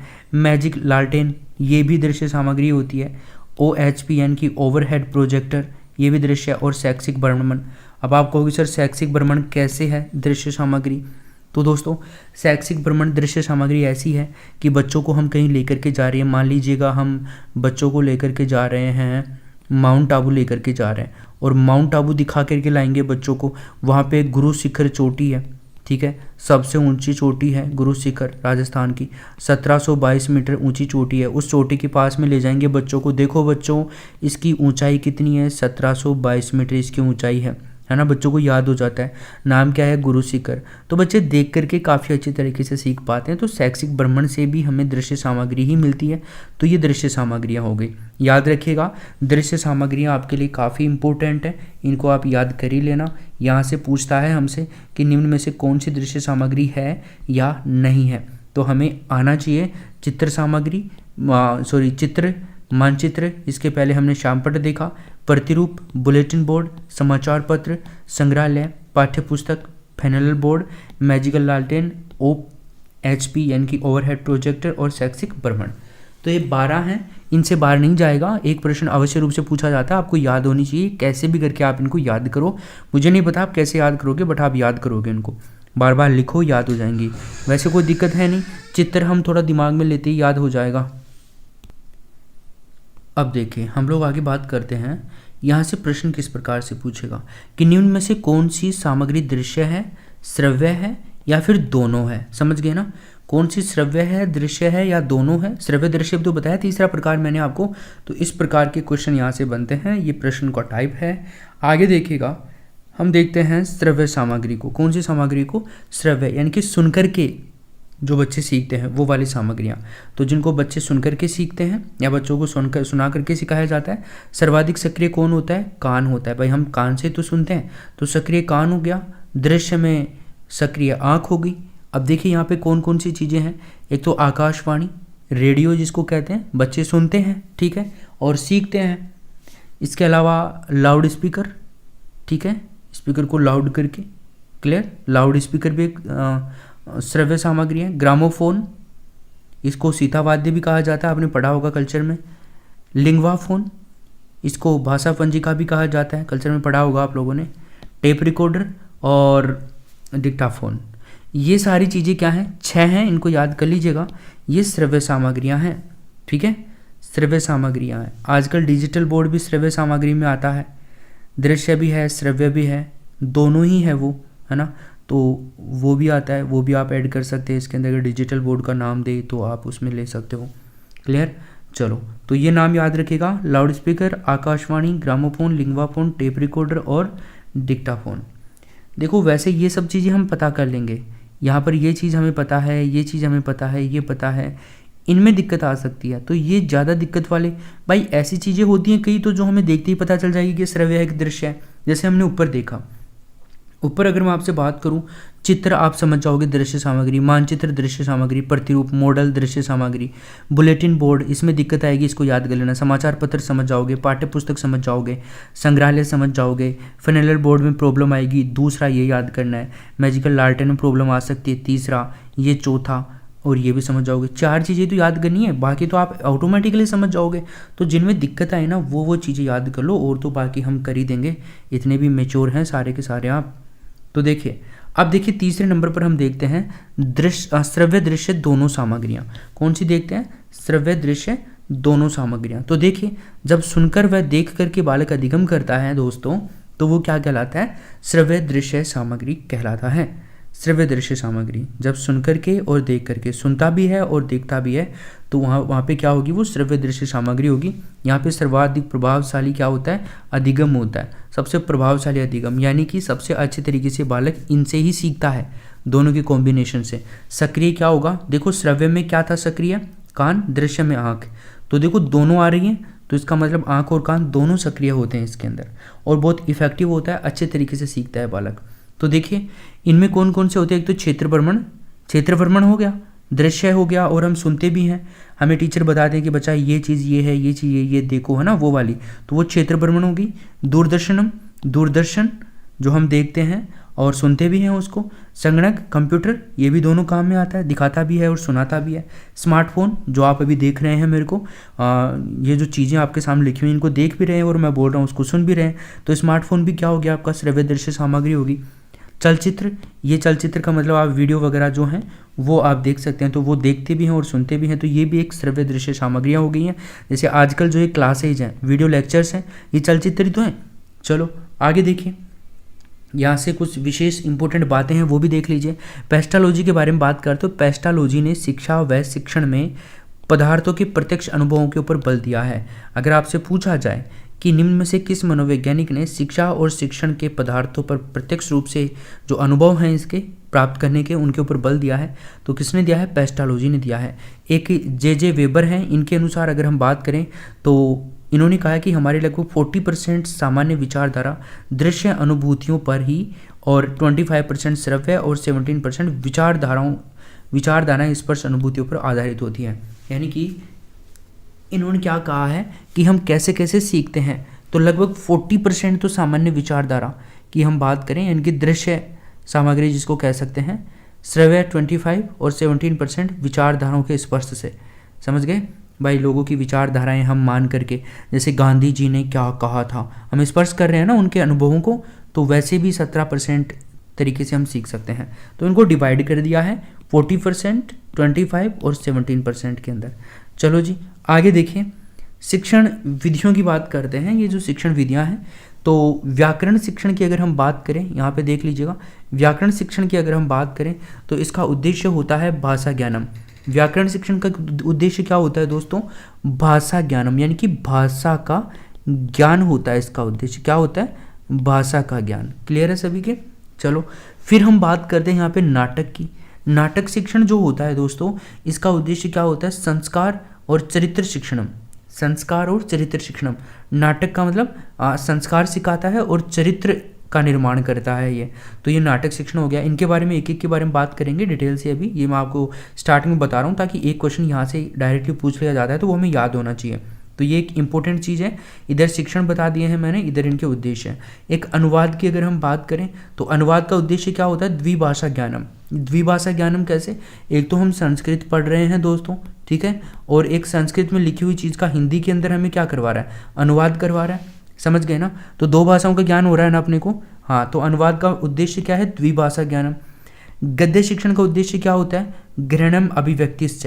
ग्रहण और अभिव्यक्ति दोनों इसका उद्देश्य होता है। पद्य शिक्षण का रसानुभूति, रस की अनुभूति, क्योंकि यहाँ पर नाटक वगैरह जो ग्रंथ हैं, जो इंटरेस्टिंग चीज़ें हैं वो इसमें ऐड करी जाती हैं। जैसे आप संस्कृत साहित्य पढ़ते हैं, हिंदी साहित्य पढ़ते हैं, उनमें जो जिन चैप्टर्स के अंदर आपको रसों की अनुभूति होती है वो सारे पद्य शिक्षण में ही आते हैं। समझ गए ना? तो ये 5 हैं: व्याकरण, नाटक, अनुवाद, गद्य और पद्य। क्लियर है? तो पद्य की रसानुभूति, गद्य की ग्रहणाभिव्यक्ति, अनुवाद की द्विभाषा ज्ञानम उद्देश्य है, नाटक का संस्कार चरित्र शिक्षणम और व्याकरण शिक्षण का उद्देश्य क्या है? भाषा ज्ञानम। यहाँ तक क्लियर है सभी के? अब आगे देखिए, यहाँ पर हम हो गया काम और अब चलते हैं व्याकरण शिक्षण पर। एक एक को हम लोग डिटेल से पढ़ने वाले हैं। पहले व्याकरण शिक्षण पढ़ेंगे, फिर उसके बाद में अगला शिक्षण हम लोग पढ़ेंगे। तो देखिए दोस्तों, अब हम लोग बात करने वाले हैं व्याकरण शिक्षण के बारे में। किसके बारे में बात करने वाले हैं? व्याकरण शिक्षण के बारे में। देखिए दोस्तों, ये बहुत ही ज़्यादा इंपॉर्टेंट है आपके हर एग्जाम में, चाहे वो टीचिंग एग्जाम का कोई भी लेवल का एग्जाम हो, ये व्याकरण शिक्षण उसमें जरूर आता है। तो देखो, सबसे पहले हम देखेंगे जो व्याकरण शब्द है ना, इसकी कैसे उत्पत्ति कैसे हुई है। तो देखिए दोस्तों, इसकी उत्पत्ति के लिए इसमें 2 तो उपसर्ग हैं व्याकरण शिक्षण के अंदर। मतलब व्याकरण जो शब्द है इसके अंदर 2 तो उपसर्ग हैं। ये देखिए, एक तो वी उपसर्ग है और एक आंग उपसर्ग है, क्योंकि ये संस्कृत में है ये उपसर्ग। दोस्तों, इसमें धातु कौन सी है? क्री धातु है। इसके अंदर कौन सी धातु है? क्री धातु है। और प्रत्यय पूछे तो इसके अंदर लुट प्रत्यय कर देंगे। इन सब से मिलकर के दोस्तों क्या बनता है? व्याकरणम बनता है। तो वी और आंग तो इसमें दोस्तों 2 तो क्या है? उपसर्ग हैं। 2 तो उपसर्ग हैं। इसके अलावा एक धातु है, उस धातु का नाम है क्री, और प्रत्यय कौन सा है दोस्तों? प्रत्यय है आपका लुट प्रत्यय। क्लियर है सभी की? आई थिंक क्लियर होगा। चलो, अब मैं अगर आपसे बात करता हूं यहाँ पे नेक्स्ट, तो देखिए दोस्तों, व्याकरण शिक्षण का उद्देश्य हमसे डायरेक्टली पूछ लिया जाता है। हमसे एग्जामिनर कहता है कि बताइए व्याकरण शिक्षण का उद्देश्य क्या है। तो हम क्या करेंगे दोस्तों? भाषा ज्ञानम। भाषा का ज्ञान ही दोस्तों क्या है? व्याकरण शिक्षण का उद्देश्य है। ध्यान रखिएगा। तो व्याकरण शिक्षण का उद्देश्य क्या हो गया? भाषा ज्ञानम हो गया। फिर देखिए, आगे जो हमारा महत्वपूर्ण बिंदु है वो ये है कि व्याकरण शिक्षण की सर्वश्रेष्ठ विधि के बारे में अगर हमसे पूछे तो दोस्तों ये क्वेश्चन तो अनगिनत बार एग्जाम में आ चुका है। कितनी बार दोस्तों? अनगिनत बार एग्जाम में आ चुका है। आगमन और निगमन जो विधि है ना, ये व्याकरण शिक्षण की सर्वश्रेष्ठ विधि मानी जाती है। आगमन भी और निगमन भी।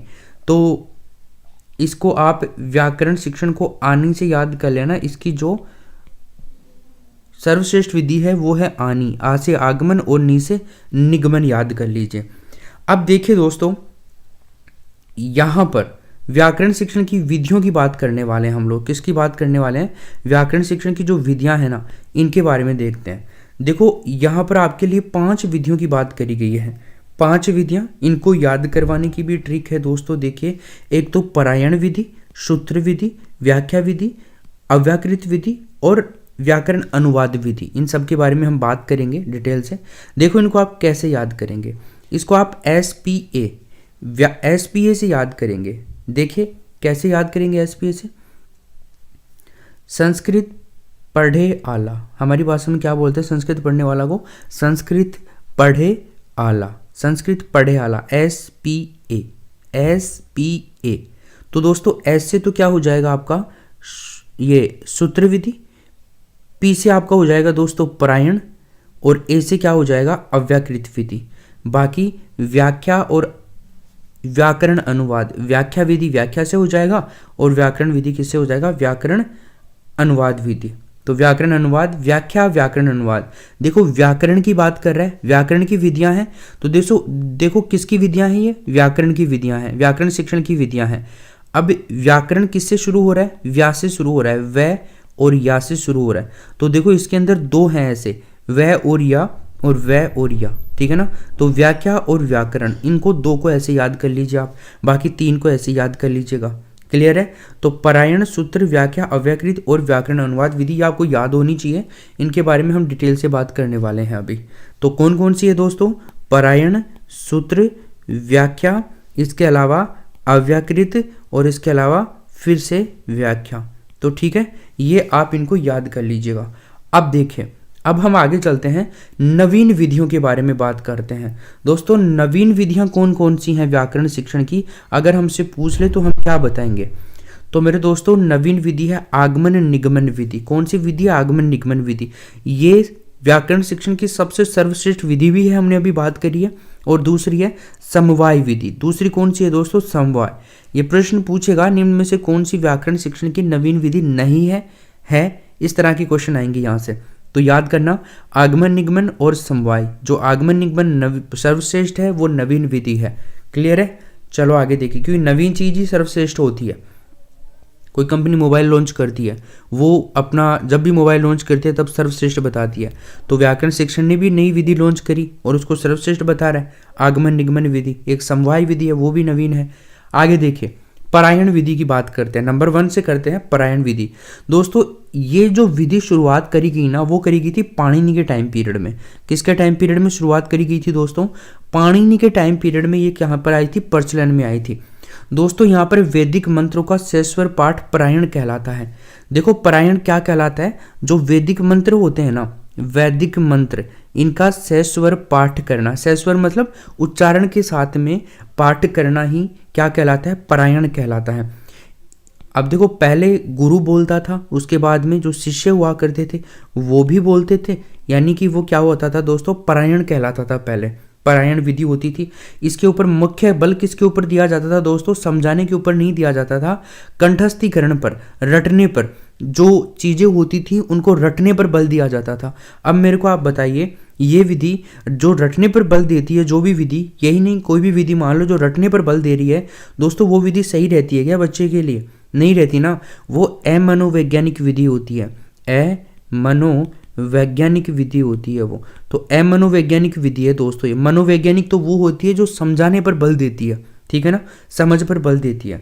तो ये तो कंठस्थीकरण पर बल देती है। प्राचीन विधियां ज्यादातर कंठस्थीकरण पर ही बल देती थी।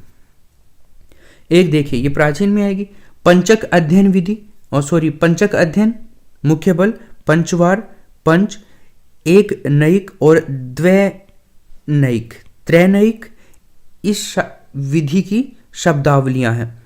अगर दोस्तों आपको पूछे कि निम्न में से ये शब्दावलियां किस विधि की हैं, ऐसे क्वेश्चन पूछे और वो क्वेश्चन में आपको देगा पंचवार, पंच, एक नयिक, द्वैनयिक, त्रैनयिक।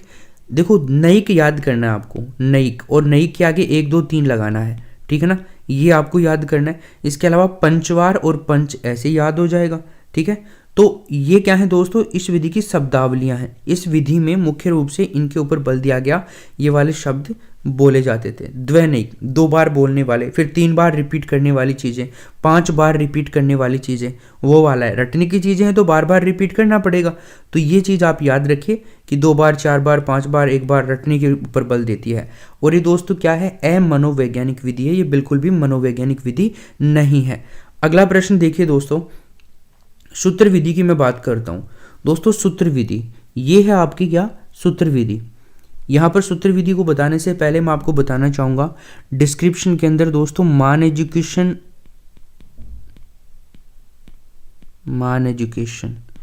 ऐप का मोबाइल लिंक दिया हुआ है। क्या दिया हुआ दोस्तों, मान एजुकेशन मोबाइल ऐप का लिंक दिया हुआ है। इसको आपको क्या करना है, अपने मोबाइल में डाउनलोड कर लेना है। दोस्तों यहाँ पर आप अपनी एग्जाम में 120 नंबर कैसे लाओगे, 120 नंबर से भी ज़्यादा आप कैसे लाओगे, इसके लिए एक कैप्सूल कोर्स डाला हुआ है दोस्तों। क्या डाला हुआ है, एक कैप्सूल कोर्स डाला हुआ। उसको क्या करना है, आपको खा जाना है उस कैप्सूल को, उसको बाई करके खा जाना है। उसमें दोस्तों गारंटी के साथ में इतना सारा अच्छा मटेरियल डाल रखा है हमने। एक बार आप चेकआउट करोगे वहाँ पे 279 वाला एक कोर्स है दोस्तों, वहाँ पे वो देखेगा, उसको ज़रूर से आपको देखना है। ये मैं बात कर रहा हूँ जो रीट एग्ज़ाम SST वाले हैं, उनकी बात कर रहा हूँ, सेकंड लेवल वालों के लिए, ठीक है। और फर्स्ट लेवल वालों के लिए भी वहीं पर डाला हुआ है 379। क्लियर। बाकी UP TET, C TET, S TET और MP वर्ग 3, TGT, इनके लिए जल्दी ही कोर्सेज लॉन्च हो जाएंगे, हम कोशिश कर रहे हैं।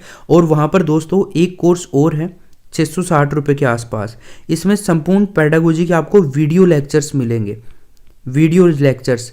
और यहाँ पर क्या मिलने वाला है आपको, यहाँ पर टोटल 50 तो मॉडल पेपर मिलेंगे एग्जाम के लिए, आपके के लिए 80 मॉडल पेपर हिंदी लैंग्वेज के, 40 मॉडल पेपर संस्कृत लैंग्वेज के, 200 से भी ज़्यादा लाइव टेस्ट मिलेंगे दोस्तों आपको। यहाँ पर लाइव टेस्ट हम डेली कंडक्ट करवाते हैं यहाँ पर, इनको आप ध्यान में रखिएगा। तो ये आपके लिए दोस्तों औषधि है जो आपको रीट एग्ज़ाम पास करने में और अच्छे अंक अर्जित करने में बहुत काम आने वाली है।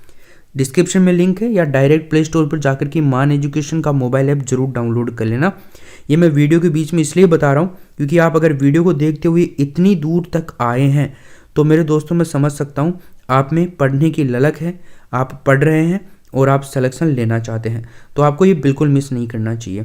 और दोस्तों अगर आपको फिर भी नहीं समझ में आ रहा है कि ये कैसे क्या लेना है हमें, तो मैं आपको एक मोबाइल नंबर दे देता हूँ। इस मोबाइल पर आप मुझे डायरेक्ट कांटेक्ट कर सकते हैं, मैं आपको सब कुछ समझा दूंगा, डोंट वेरी। मोबाइल नंबर लिख लीजिए आप लोग यहाँ पर 9929996527। हालांकि मैं डेली वीडियोज़ में बोलता हूँ आपको कैसे क्या लेना है, लेकिन फिर भी आप लोग यहाँ पर इस नंबर पर कांटेक्ट कर सकते हैं, मैं आपको बता दूंगा, ठीक है। चलो अब देखो, अब हम बात करते हैं सूत्र विधि की। सूत्र विधि देखिए दोस्तों, आप सोच सकते हैं हम फ्री में इतना अच्छा सब कुछ दे सकते हैं, तो फिर आपसे केवल मामूली सा ये लेकर के, क्योंकि ये इसलिए ले रहे हैं ताकि आप पढ़ें, थोड़ा ऐसे लगे कि यार हमारे पैसे लगे, हमें पढ़ना ज़रूरी है। इनके प्रिंट आउट भी निकलवा सकते हो यहाँ पे आप लोग। तो देखिए सूत्र विधि की हम बात कर रहे हैं, तो दोस्तों सूत्र विधि जो है ना, इसके 3 अन्य नाम हैं। एक तो कंठस्थीकरण, परंपरागत और पांडित्य विधि। दोस्तों नाम से ही हमारे को पता चल रहा है सूत्र विधि है, तो सूत्र तो किससे याद होते हैं, रटने से ही याद होते हैं ना। तो एक तो ऐसे याद कर लो, कंठस्थीकरण पर है। सूत्र विधि दोस्तों प्राचीन वेदों में भी काम आते थे सूत्र। पाणिनि ने जो ग्रंथ लिखे, बड़े बड़े लोगों ने ग्रंथ लिखे, गीता लिखी हुई है, उसमें भी बहुत सारे सूत्र हैं। तो दोस्तों यहाँ पर क्या है ना, ये परंपरागत विधि है, परंपराओं से चली आ रही है। एक पांडित्य विधि भी है, पंडित लोग सूत्रों से ही तो करवाते हैं सब कुछ, तो पांडित्य विधि भी है दोस्तों। ये 3 नाम है। आपको पूछ ले कि पांडित्य विधि कौन सी विधि का नाम है, सूत्र विधि का। परंपरागत विधि कौन सी विधि का नाम है, सूत्र विधि का। कंठस्थीकरण कौन सी विधि का नाम है, सूत्र विधि का। ऐसे इनको याद कर लोगे। आगे देखिए मेरे दोस्तों, इस विधि नियम को सूत्रों के माध्यम से पढ़ाया जाता है। इस विधि को नियमों को सूत्रों के माध्यम से, इस विधि के जो नियम होते हैं ना, उनको सूत्रों के माध्यम से पढ़ाया जाता है दोस्तों। किसके माध्यम से पढ़ाया जाता है, सूत्रों के माध्यम से पढ़ाया जाता है। ये दोस्तों एक अमनोवैज्ञानिक विधि है, क्योंकि जो विधि रटने पर बल देती है वो अमनोवैज्ञानिक विधि ही होती है। यह विधि सामान्य से विशेष की ओर देखिए दोस्तों, ये बहुत इंपॉर्टेंट है। जो अपनी ये विधि है सूत्र विधि, तो देखो सूत्र विधि किस ओर से किस ओर है। देखो सूत्र किससे शुरू हो रहा है, से से शुरू हो रहा है, तो ये से शुरू होगी, यानी कि सामान्य से विशेष की ओर, सामान्य से विशेष की ओर काम करती है। तो ये इसका फॉर्मूला याद रखना, सामान्य से विशेष की ओर। शिक्षण सूत्रों पर आधारित है, कौन से पे, सामान्य से विशेष की ओर। इसके 6 प्रकार होते हैं दोस्तों।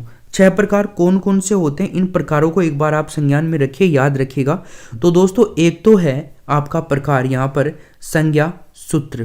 क्या है दोस्तों, संज्ञा सूत्र, परिभाषा सूत्रम, विधि सूत्रम, नियम सूत्रम, अतिदेश सूत्रम और अधिकार सूत्रम। ठीक है,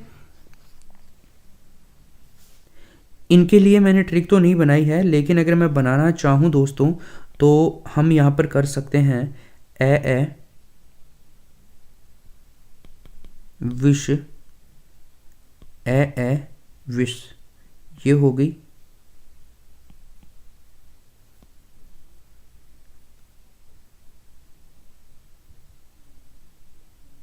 और दोस्तों यहां पर आप कर सकते हैं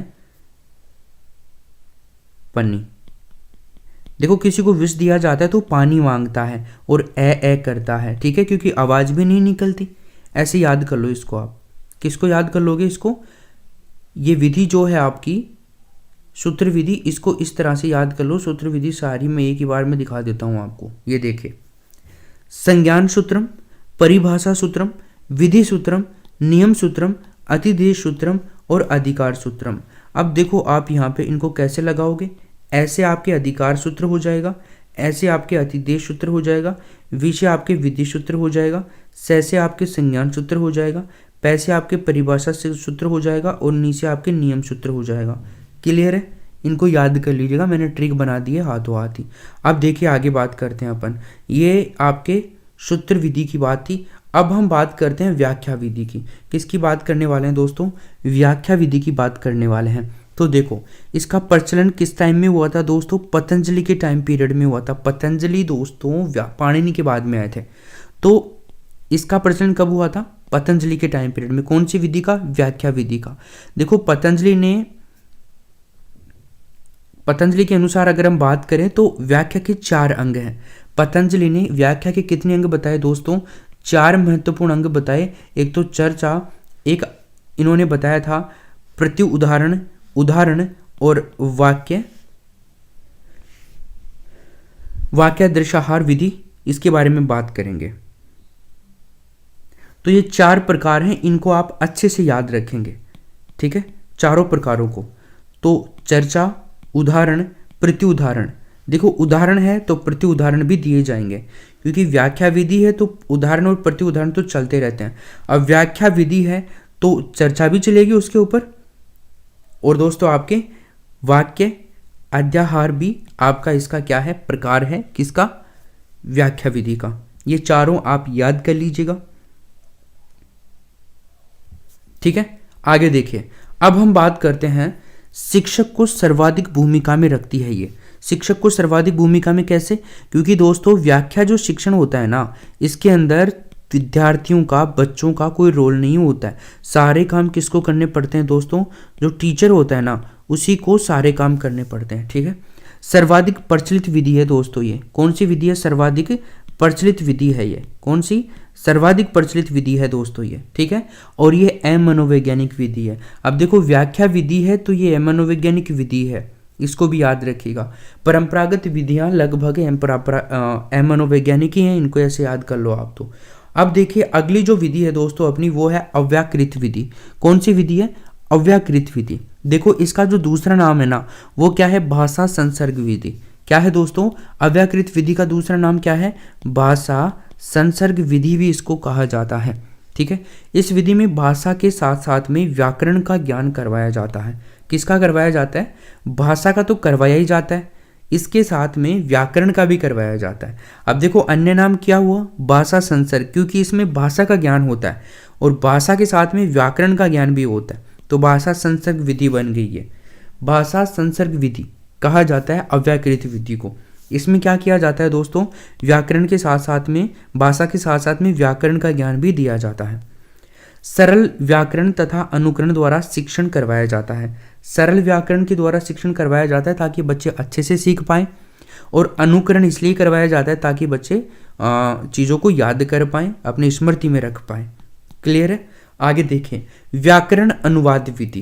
दोस्तों 5वें नंबर की जो अपनी विधि है ना, वो है व्याकरण अनुवाद विधि। तो देखिए दोस्तों, व्याकरण अनुवाद विधि की अगर मैं बात करूँ आपसे, तो इसका जो अन्य नाम है ना, वो है भंडारकर विधि। क्या है मेरे दोस्तों अन्य नाम? भंडारकर विधि भी इसको कहा जाता है। क्या कहा जाता है? भंडारकर विधि। इसके दोस्तों प्रवर्तक कौन है? रामकृष्ण गोपाल भंडारकर। देखो भंडारकर के नाम से याद कर लेना, भंडारकर इसके प्रवर्तक हैं, ठीक है ना, उन्हीं के नाम पर पढ़ी। अन्य नाम क्या है? भंडारकर विधि। व्याकरण अनुवाद, देखो व्याकरण अनुवाद, व्याकरण है पहले तो, और फिर है अनुवाद। तो व्याकरण अनुवाद विधि है ये। किसके ऊपर बल देती है दोस्तों? ये बल देती है सरल व्याकरण और अनुवाद के ऊपर। भाई व्याकरण का अनुवाद करने वाली विधि है, तो विधि किस लिए आएगी? सरलीकरण के लिए आएगी ना। तो सरल करती है व्याकरण के नियमों को और अनुवाद करने के लिए काम में आती है। इस विधि को क्या कहा जाता है? व्याकरण अनुवाद विधि कहा जाता है। तो दोस्तों ये 5 तो थी आपके कौन सी विधि? परंपरागत विधि। मैं आपको रिकमेंड करूंगा कि इस कंप्लीट वीडियो को एक बार देखने के बाद में आपको एक बार वापस से शुरू कर देना है, ताकि सब कुछ आपको समझ में आ जाए। जो थोड़ा बहुत रह रहा है आपके समझ में नहीं आ रहा है, वो एक बार वापस से आ जाएगा। दोबारा से इस वीडियो को जरूर देखिएगा। मान एजुकेशन के यूट्यूब चैनल को जरूर लाइक कीजिए, और टेस्ट वगैरह ये सब देने के लिए आप मोबाइल ऐप भी डाउनलोड कर लो मान एजुकेशन का। नवीन विधियां देखिए दोस्तों, तो नवीन विधि सबसे पहले तो आगमन विधि की बात करते हैं। व्याकरण शिक्षण की नवीन विधियां हैं, इनमें एक तो आगमन विधि। दोस्तों इसे व्याकरण शिक्षण की सर्वोत्तम विधि माना जाता है। क्या माना जाता है दोस्तों? इसको व्याकरण शिक्षण की क्या माना जाता है? सर्वोत्तम विधि माना जाता है। किसको? आगमन विधि को। ठीक है, अब देखें प्रवर्तक कौन है इसके? पतंजलि। पतंजलि दोस्तों आगमन विधि के प्रवर्तक हैं। इसको कैसे याद करोगे? पतंजलि क्या करते हैं? आते हैं। पतंजलि क्या करते हैं दोस्तों? पतंजलि आते हैं। कहाँ आते हैं? संस्कृत में आते हैं। इस विधि का सबसे पहले प्रयोग महाभाष्य में किया गया था, पतंजलि के द्वारा ही रचित है। तो इस विधि का सबसे पहले प्रयोग कहाँ पे किया गया था दोस्तों? महाभाष्य के अंदर किया गया था। फिर देखिए उदाहरण प्रदर्शनी नियमम प्रति, किधर से किधर है इसका शिक्षण सूत्र? शिक्षण सूत्र है, इसके शिक्षण सूत्र का अनुसरण किया जाता है। कौन से का? पहले उदाहरण दिए जाते हैं फिर नियम। ये इजी है दोस्तों, पहले उदाहरण देकर के नियम की ओर जाना। उदाहरण देकर के दोस्तों उदाहरण टू नियम, नियम की ओर जाना। तो पहले नियम बता देंगे तो बच्चे बोर हो जाएंगे, पहले उदाहरण देंगे और फिर नियम की ओर। यानी कि दोस्तों कौन सा शिक्षण सूत्र हो गया? सरल से कठिन। उदाहरण सरल होते हैं तो सरल से कठिन की ओर बढ़ती है ये विधि। क्लियर है सभी के? तो शिक्षण सूत्र क्या हो गया आपका? उदाहरण प्रदर्शनी नियमम प्रति। इसको याद रखना है, संस्कृत में ऐसे ही मिलेगा आपको एग्जाम में। मनोवैज्ञानिक विधि है दोस्तों ये, क्योंकि ये बच्चा कैसे सीखता है उस नियम पर काम करती है। बताया ना, उदाहरण से नियम की ओर काम करती है, सरल से कठिन की ओर। तो ये एक मनोवैज्ञानिक सोच है दोस्तों इस विधि को डेवलप करने के पीछे। तो याद रखिएगा ये एक मनोवैज्ञानिक विधि है। ये निम्न स्तर के लिए उपयोगी है दोस्तों, निम्न स्तर के लिए। उच्च स्तर के बच्चे तो नियम से उदाहरण की ओर भी सीख लेंगे, लेकिन निम्न स्तर के लिए काफ़ी महत्वपूर्ण है। और वो विधियाँ जो निम्न स्तर के लिए होती हैं ईजी, वो बहुत इंपॉर्टेंट विधियाँ होती हैं दोस्तों। आगे देखिए इस विधि के बारे में और भी बहुत सारी चीज़ें हैं, जैसे ये उदाहरण से नियम की ओर तो चलती है, अभी हमने देखा ज्ञात से अज्ञात की ओर। दोस्तों उदाहरण कौन बताएगा? जो हमारे को पहले से कुछ आता है उसी चीज़ का एग्जाम्पल देंगे ना, तो वो चीज़ हमें ज्ञात थी, अब ज्ञात से किस ओर जाती है? अज्ञात की ओर। नियम अज्ञात है लेकिन उदाहरण ज्ञात है, तो टीचर कौन से एग्जाम्पल देगा? उदाहरण कौन से देगा? जो बच्चों को आते हों, उसी से सीख पाएगा बच्चा अच्छे से। तो ज्ञात से अज्ञात होगी, सरल से कठिन तो है ही है, तो मनोवैज्ञानिक विधि भी है ये, इसलिए तो सरल से कठिन भी है, उदाहरण सरल होते हैं। फिर इसके बाद में विशिष्ट से सामान्य है दोस्तों। ये विशिष्ट, भाई उदाहरणों को विशिष्ट तरीके से पेश किया जाता है और विशिष्ट होते हैं उदाहरण, तो इसलिए विशिष्ट से सामान्य की ओर विधि है। लक्ष्य और लक्षण, लक्ष्य से लक्षण की ओर और स्थूल से सूक्ष्म की ओर। तो ये आपको यहाँ पर 6 चीज़ें याद रखनी है इस विधि के बारे में। यहाँ से क्वेश्चन आते रहते हैं बार बार में, इनको याद कर लीजिए, ठीक है ना? यस। नियम क्या था अपना? लक्ष्य था कि नियम को समझाना है, तो नियम को समझाने के लिए लक्ष्य बनाया हमने और फिर लक्षण की तरफ गए, नियम के लक्षणों की तरफ। ठीक है, स्थूल से सूक्ष्म की ओर चलेंगे। देखिए दोस्तों आगे हम बात करते हैं इसमें आदि शिक्षण सूत्रों पर आधारित होती है। ये आदि शिक्षण सूत्र मतलब पुराने, ये सभी शुद्ध शिक्षण सूत्र हैं, ठीक है ना। यस, सारे के सारे जो भी शिक्षण सूत्र हमने देखे ये 6 के 6, इनको आपको याद करना है। ये तो आगमन थी दोस्तों। अब हम बात करते हैं निगमन विधि की। देखो आगमन विधि तो मनोवैज्ञानिक है, लेकिन दोस्तों निगमन विधि की अगर बात करते हैं ना तो ये विधि है अमनोवैज्ञानिक। क्या है मेरे दोस्तों? अमनोवैज्ञानिक विधि है। ये कौन सी है अमनोवैज्ञानिक विधि? निगमन विधि, ठीक है। आगमन विधि से विपरीत काम है पूरा का पूरा। शिक्षण सूत्रों को उल्टा कर दो। देखो कैसे? आगमन विधि में आपने सूत्र याद कर लिए ना, तो निगमन विधि अपने आप ही याद हो जाएगी। देखो एक के साथ एक बोनस मिल रहा है, तो आपको क्या करना है? बिल्कुल उल्टा करना है। ये मनोवैज्ञानिक थी, है ना, अब वो क्या है? अमनोवैज्ञानिक है। यहां पर भी उल्टा हो गया। देखो ये जो शिक्षण सूत्र है आपका आगमन विधि वाला, ये तो निगमन विधि का उल्टा करना है। या फिर आगमन को उल्टा कर दो निगमन बन जाएगी, निगमन को उल्टा कर दो आगमन बन जाएगी। क्लियर है सभी के? ये मनोवैज्ञानिक विधि है, वो क्या है दोस्तों? अमनोवैज्ञानिक विधि है। तो देखो उल्टा कर दो शिक्षण सूत्रों को, तो निगमन किधर चलेगी? नियम से उदाहरण की ओर। देखो याद कैसे करना है आपको? निगमन विधि नी से शुरू हो रही है, तो वहां पे क्या होगा? शिक्षण सूत्र नियम से उदाहरण की ओर। ये भी नी से शुरू है, तो नियम से उदाहरण की ओर। अब नियम कैसे होते हैं? अज्ञात होते हैं, तो अज्ञात से ज्ञात की ओर, कठिन से सरल की ओर, सामान्य से विशिष्ट की ओर, लक्षण से लक्ष्य की ओर, और सूक्ष्म से स्थूल की ओर। क्लियर है सबके? बिल्कुल उल्टा करना है। कोई सी भी एक विधि याद कर लो और दूसरा में उसका उल्टा कर देना, अब तो काम ही खत्म हो जाएगा। सबके सही है? चलो आगे देखिए। अब तो ये होगी आपकी निगमन विधि। ये अमनोवैज्ञानिक है क्योंकि सीखने पर अच्छे से काम नहीं कर रही है बच्चे के। अब हम बात करते हैं तीसरे नंबर पे समवाय विधि। कौन सी दोस्तों? समवाय विधि। समवाय विधि देखिए, समवाय विधि तो दोस्तों अन्य नाम क्या है इसका? इसका अन्य नाम है सहयोग विधि। समवाय नाम से ही पता चल रहा है, सम और सहयोग, स से समवाय और स से सहयोग विधि, ठीक है। इस विधि में व्याकरण का अध्ययन ना करके केवल प्रसंग पर ही ज्यादा गौर करवाया जाता है। प्रसंग जब आता है तो उसका ही ज्ञान करवाया जाता है, यानी कि व्याकरण का अध्ययन नहीं करवाया जाता इसमें ज्यादा।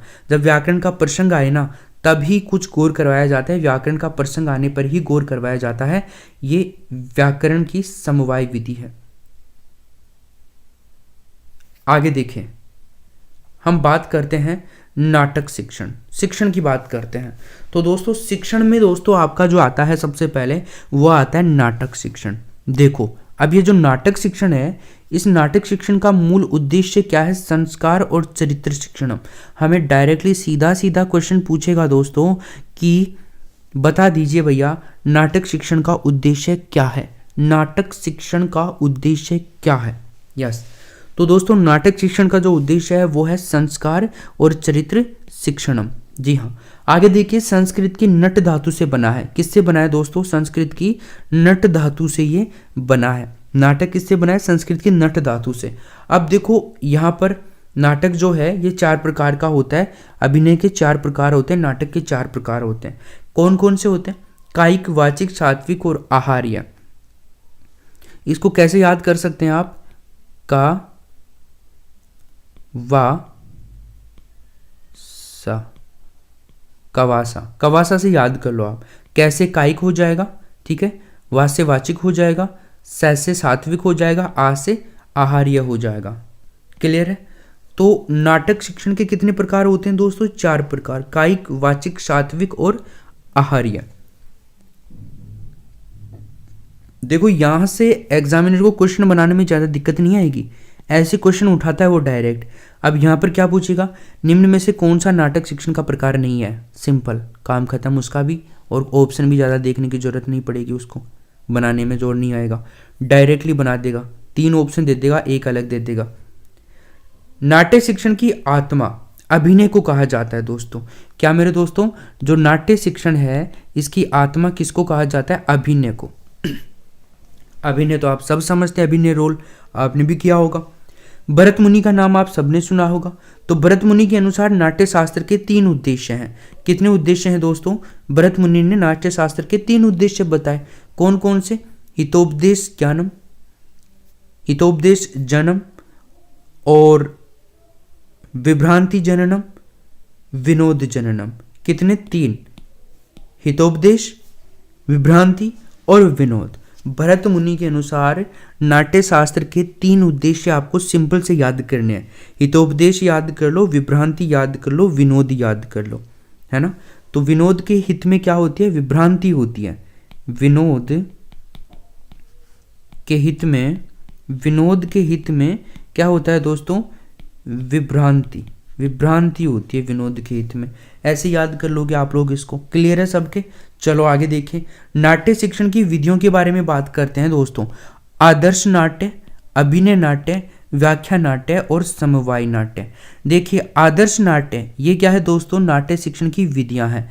फिर दूसरी आती है अभिनय नाट्य, फिर आती है व्याख्या नाट्य और फिर आती है समवाय विधि, यानी कि विधियां हैं ये सारी नाटक शिक्षण की।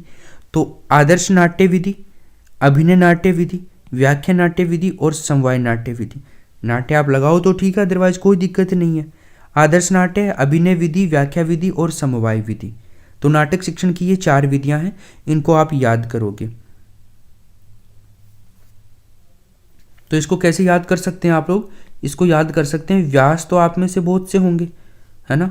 तो व्यास आभिजा, व्यास आभिजा, व्यास आभिजा। व्यास से क्या हो जाएगा? व्याख्या विधि, स से क्या हो जाएगा? समवाय विधि, आ से क्या हो जाएगा? आदर्श नाट्य और भी से क्या हो जाएगा? अभिनय विधि। क्लियर है सबके? जी हाँ। तो देखिए आगे हम बात करते हैं, यहाँ पे नाट्य शिक्षण की विधियों की बात हो गई है। अब हम बात करते हैं आदर्श नाट्य विधि। कौन सी विधि दोस्तों? आदर्श नाट्य विधि। तो देखिए नंबर 1 पे देखते हैं आदर्श नाट्य विधि क्या कहती है हमारे को। तो इस विधि में समस्त पात्रों की भूमिका शिक्षक ही करता है। जो भी पात्र बनते हैं ना दोस्तों, तो सभी पात्रों की भूमिका कौन निभाता है? इसमें शिक्षक ही करता है, यानी कि शिक्षक का ही ओवरऑल रोल होता है, छात्र का नहीं होता है। छात्र केवल नीरसता महसूस करते हैं इसके अंदर आदर्श नाट्य विधि में। तो आपको पूछ सकता है छात्र होते हैं सक्रिय असक्रिय? तो असक्रिय होते हैं छात्र यहाँ पर। एम मनोवैज्ञानिक विधि है भाई, छात्रों को नीरसता दे रही है तो वो एम मनोवैज्ञानिक विधि है। आप तो सिंपल सा याद रखना मनोवैज्ञानिक एम मनोवैज्ञानिक के फंडे को। तो जो छात्रों के हित में हो मनोवैज्ञानिक, और जो नहीं है वो एम मनोवैज्ञानिक विधि। अभिनय विधि की बात करते हैं। 2 प्रकार का होता है अभिनय। देखो एक तो कक्षा अभिनय होता है, एक रंगमंच अभिनय होता है। कक्षा के अंदर क्या होता है? 2-4 छात्रों को खड़ा करके अभिनय करवाया जाता है कि आप ऐसे बोलो, कुछ गाओ, कुछ नाचो। रंगमंच, रंगमंच के ऊपर जाकर के अभिनय करना, ये खर्चीली विधि होती है। ठीक है, ये ज़्यादा खर्चीली नहीं होती, इसमें खर्चा नहीं होता। चलो तो देखिए कक्षा अभिनय विधि की देखते हैं। अध्यापक द्वारा छात्रों से अभिनय की अलग अलग भूमिकाएं देकर के करवाया जाता है कि बच्चे आप ऐसे करो, आप ऐसे करो, आप इसके ऊपर गाना गाओ, या फिर आप ऐसे ऐसे करो हाथ पैरों को, है ना, ऐसे नाटक करो। तो मनोवैज्ञानिक और उद्देश्यपूर्ण विधि है ये कक्षा अभिनय विधि, है ना, और प्राथमिक स्तर के लिए सर्वश्रेष्ठ है क्योंकि सीख सकते हैं बालक इससे, और सीखते हैं, हर स्कूल में ये काम आती है। आप भी ऐसे ही करवाओगे। फिर हम बात करें रंगमंच अभिनय विधि की, तो इसका नाम क्या है दोस्तों? व्ययकारी और खर्चीली विधि। मैंने आपको पहले बता दिया, इसमें व्यय और खर्चा ज़्यादा होता है, तो रंगमंच अभिनय विधि खर्चीली विधि होती है। नाटक शिक्षण की लेकिन सर्वोत्तम विधि मानी जाती है दोस्तों। ये क्या मानी जाती है? नाटक शिक्षण की सर्वोत्तम विधि है दोस्तों, ये सर्वोत्तम विधि है नाटक शिक्षण की। इस विधि में सभी नाटकों को रंगमंच पर प्रस्तुत किया जाता है। किस पर प्रस्तुत किया जाता है दोस्तों? रंगमंच पर प्रस्तुत किया जाता है इस विधि के द्वारा। ठीक, क्लियर है सबके? याद हो जाएगा? यस। आगे देखिए व्याख्या विधि की हम बात करते हैं। यहाँ पे किसकी बात करते हैं दोस्तों? व्याख्या विधि की। तो सर्व प्रचलित व सभी शिक्षण के लिए उपयोगी है ये, ठीक है ना। व्याख्या विधि क्या है दोस्तों?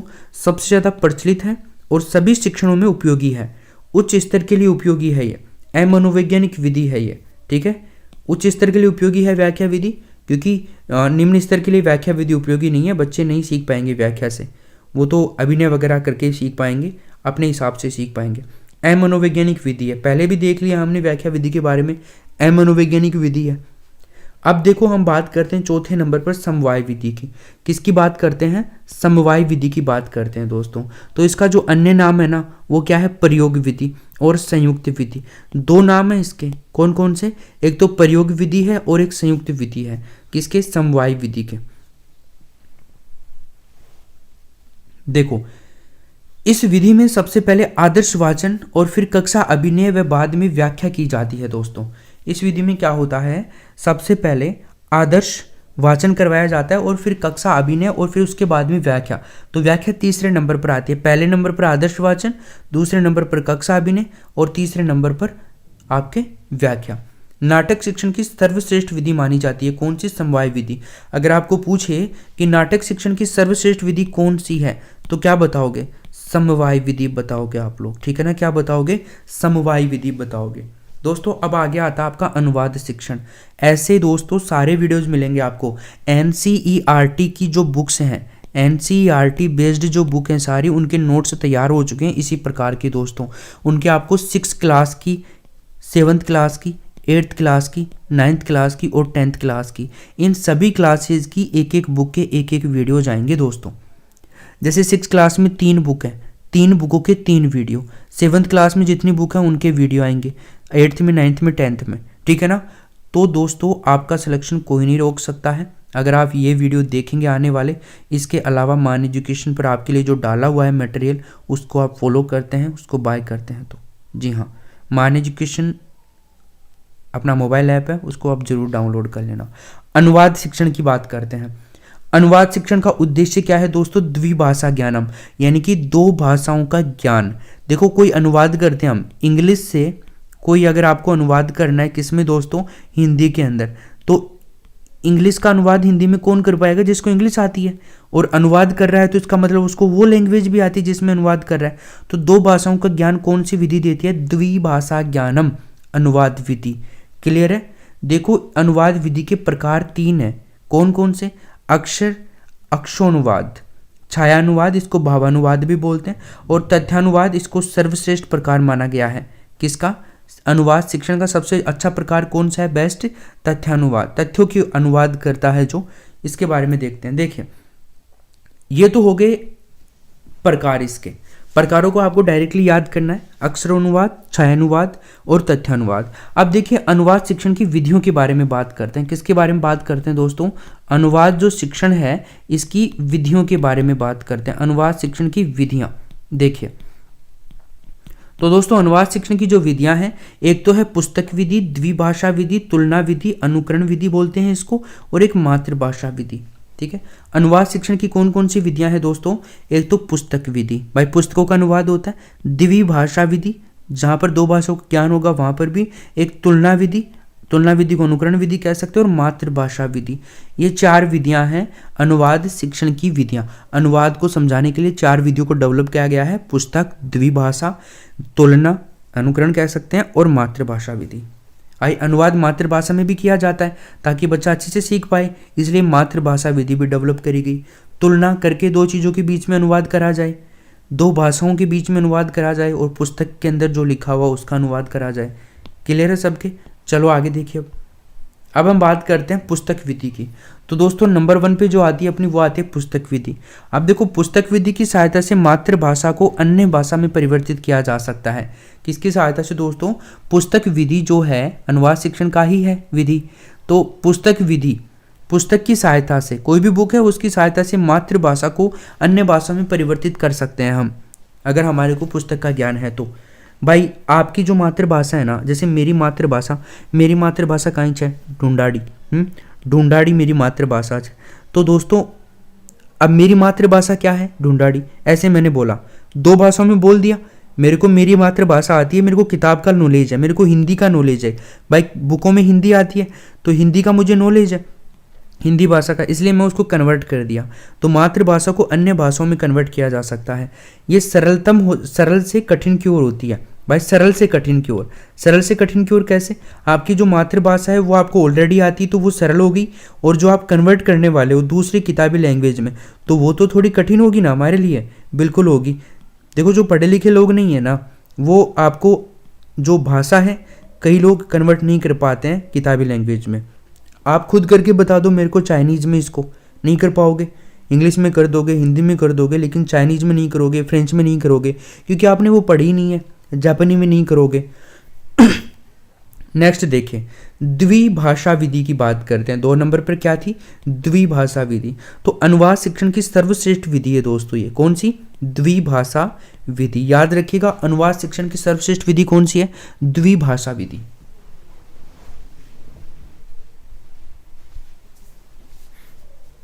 डायरेक्टली ये प्रश्न पूछता है, हर चीज के बारे में बता रहा हूं अब मैं आपको। यहाँ पे सिंपल से क्वेश्चन आपसे आ जाएंगे, यहाँ पे डायरेक्ट पूछेगा। इस विधि में एक व्यक्ति मातृभाषा में एवं दूसरा व्यक्ति उसके भावों को संस्कृत भाषा में अनुवाद करता है। तो दोस्तों द्विभाषा में क्या होता है? एक व्यक्ति तो मातृभाषा में और दूसरा व्यक्ति उसके भावों को संस्कृत में अनुवाद करेगा। समझ गए तुम लोग क्या है ये द्विभाषा? तो आगे देखिए, अब तुलना विधि की बात करते हैं, तुलना या अनुकरण विधि। तो दोस्तों ये जो विधि है ना, सबसे पहले आदर्श अनुवाद प्रस्तुत करती है। आदर्श अनुवाद प्रस्तुत करने वाली विधि कौन सी है? तुलना विधि या अनुकरण विधि। अनुवाद को छात्र परखते हैं कि सही है कि गलत है, सही है, मजा आ रहा है कि नहीं आ रहा, अनुकरण के द्वारा। अनुकरण भी करवाया जाता है इसमें, तुलना विधि में। अब छात्र अनुवाद का जो विश्लेषण करके उसकी मातृभाषा से तुलना करके अनुवाद सीखता है बच्चा, ठीक है। यस, छात्र अनुवाद का विश्लेषण करता है पहले तो, फिर उसकी मातृभाषा से तुलना करता है वो, और फिर अनुवाद को सीख लेता है। बहुत इजी है, कोई दिक्कत नहीं, याद हो ही जाएगी। अब हम बात करते हैं मातृभाषा विधि की। किसकी दोस्तों? मातृभाषा विधि की बात कर लेते हैं। तो जो मातृभाषा विधि है, ये किसी भी भाषा को मातृभाषा का सहारा लेकर अनुवाद सिखाना मातृभाषा विधि कहलाती है। सिंपल, क्या कहलाती है? किसी भी भाषा को मातृभाषा का सहारा लेकर के अनुवाद सीखना मातृभाषा, यानी कि मातृभाषा का सहारा लेकर के कोई दूसरी हम सीख रहे हैं तो वो मातृभाषा विधि ही काम कर रही है वहाँ पर सीखने के अंदर। अब देखिए दोस्तों, गद्य शिक्षण की बात करते हैं हम। नेक्स्ट क्या है हमारा? गद्य शिक्षण। तो देखिए, गद्य शिक्षण को हम याद कर लेते हैं, देख लेते हैं, अच्छे से समझ लेते हैं। देखो, गद्य शिक्षण का उद्देश्य पूछ सकता है दोस्तों हमसे। गद्य शिक्षण का उद्देश्य क्या है? अभिव्यक्तश्च, ग्रहण अभिव्यक्ति, ग्रहण करके अभिव्यक्त करना, चीजों को ग्रहणाभिव्यक्ति कह सकते हैं आप इसको, ठीक है। तो गद्य शिक्षण का उद्देश्य क्या हो गया? ग्रहण अभिव्यक्तिश्च। गद्य धातु है इसके अंदर, ठीक है, गद्य धातु, और यत प्रत्यय, इससे किसकी उत्पत्ति हुई है? गद्य से। गद्य शब्द की उत्पत्ति कैसे हुई है? गद्य तो क्या है? धातु, और यत क्या है इसके अंदर? प्रत्यय है, यत। क्लियर है सबके? चलो, 2 प्रकार का होता है गद्य शिक्षण, एक तो कथा और एक आख्यायिका। याद रखना, का से याद रख लेना, गद्य का, गद्य का, गद्य का, कैसे? कथा, और आ से आख्यायिका। क्लियर है? चलो, तो 2 प्रकार की होती है गद्य शिक्षण, 2 प्रकार का, कथा और आख्यायिका। गद्य शिक्षण की विधियों की अगर मैं बात करूं तो यहाँ पर 4 विधियां आपके सामने लिखी हुई हैं। उद्बोधन विधि को अर्थबोध विधि कह सकते हैं, प्रवचन विधि कह सकते हैं, स्पष्टीकरण विधि कह सकते हैं, प्रश्नोत्तर विधि कह सकते हैं, ठीक है दोस्तों।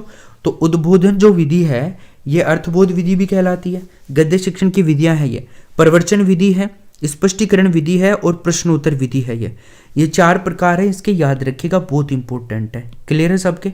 चलो, उद्बोधन, अर्थबोध विधि, प्रवचन विधि, स्पष्टीकरण विधि और प्रश्नोत्तर विधि, ठीक है जी।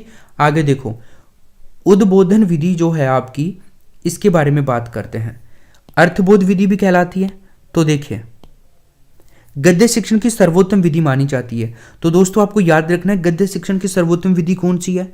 उद्बोधन विधि है, अर्थबोध विधि है। किसकी? गद्य शिक्षण की सर्वोत्तम विधि है दोस्तों ये। मनोवैज्ञानिक विधि भी है ये। क्या है दोस्तों? मनोवैज्ञानिक विधि है ये। प्राथमिक स्तर के लिए बहुत उपयोगी है दोस्तों। जो विधि भी प्राथमिक स्तर के लिए उपयोगी होती है ना, वो दोस्तों क्या है? मनोवैज्ञानिक विधि होती है। आपने अब तक नोट किया होगा, ठीक है ना, मनोवैज्ञानिक विधि होती है वो। तो प्राथमिक स्तर के लिए उपयोगी है उद्बोधन अर्थबोध विधि। इस विधि में अध्यापक अपने अर्थ का बोध कराने के लिए साधनों का सहारा लेता है।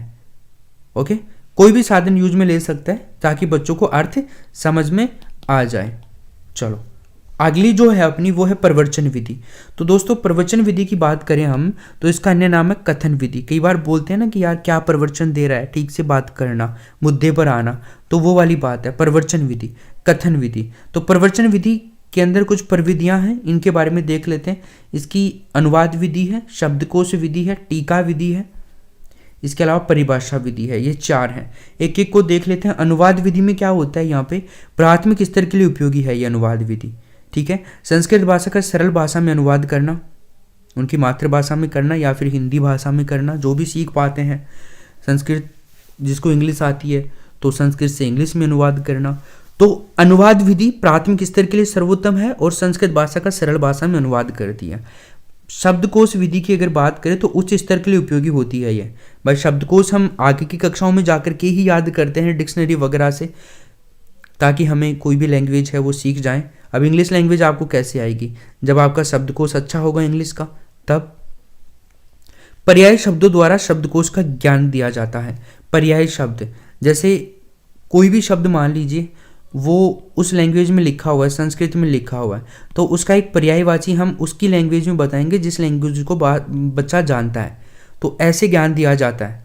क्लियर है, चलो आगे देखिए। अब बात करते हैं अपन टीका विधि की। कौन सी विधि की बात करते हैं दोस्तों, टीका विधि।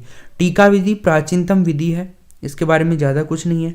परिभाषा विधि, उदाहरण देकर के समझाना, परिभाषा विधि का एक मूल उद्देश्य है उदाहरण देकर के समझाना। तो ये आ गया आपका 4 विधियां पूरी हो गई हैं इसकी। तीसरे नंबर पर है दोस्तों जो है आपकी स्पष्टीकरण विधि। कौन सी है, स्पष्टीकरण विधि है। तो जटिल पदों का अर्थ स्पष्ट करने के लिए व्याकरण का सहारा लिया जाता है।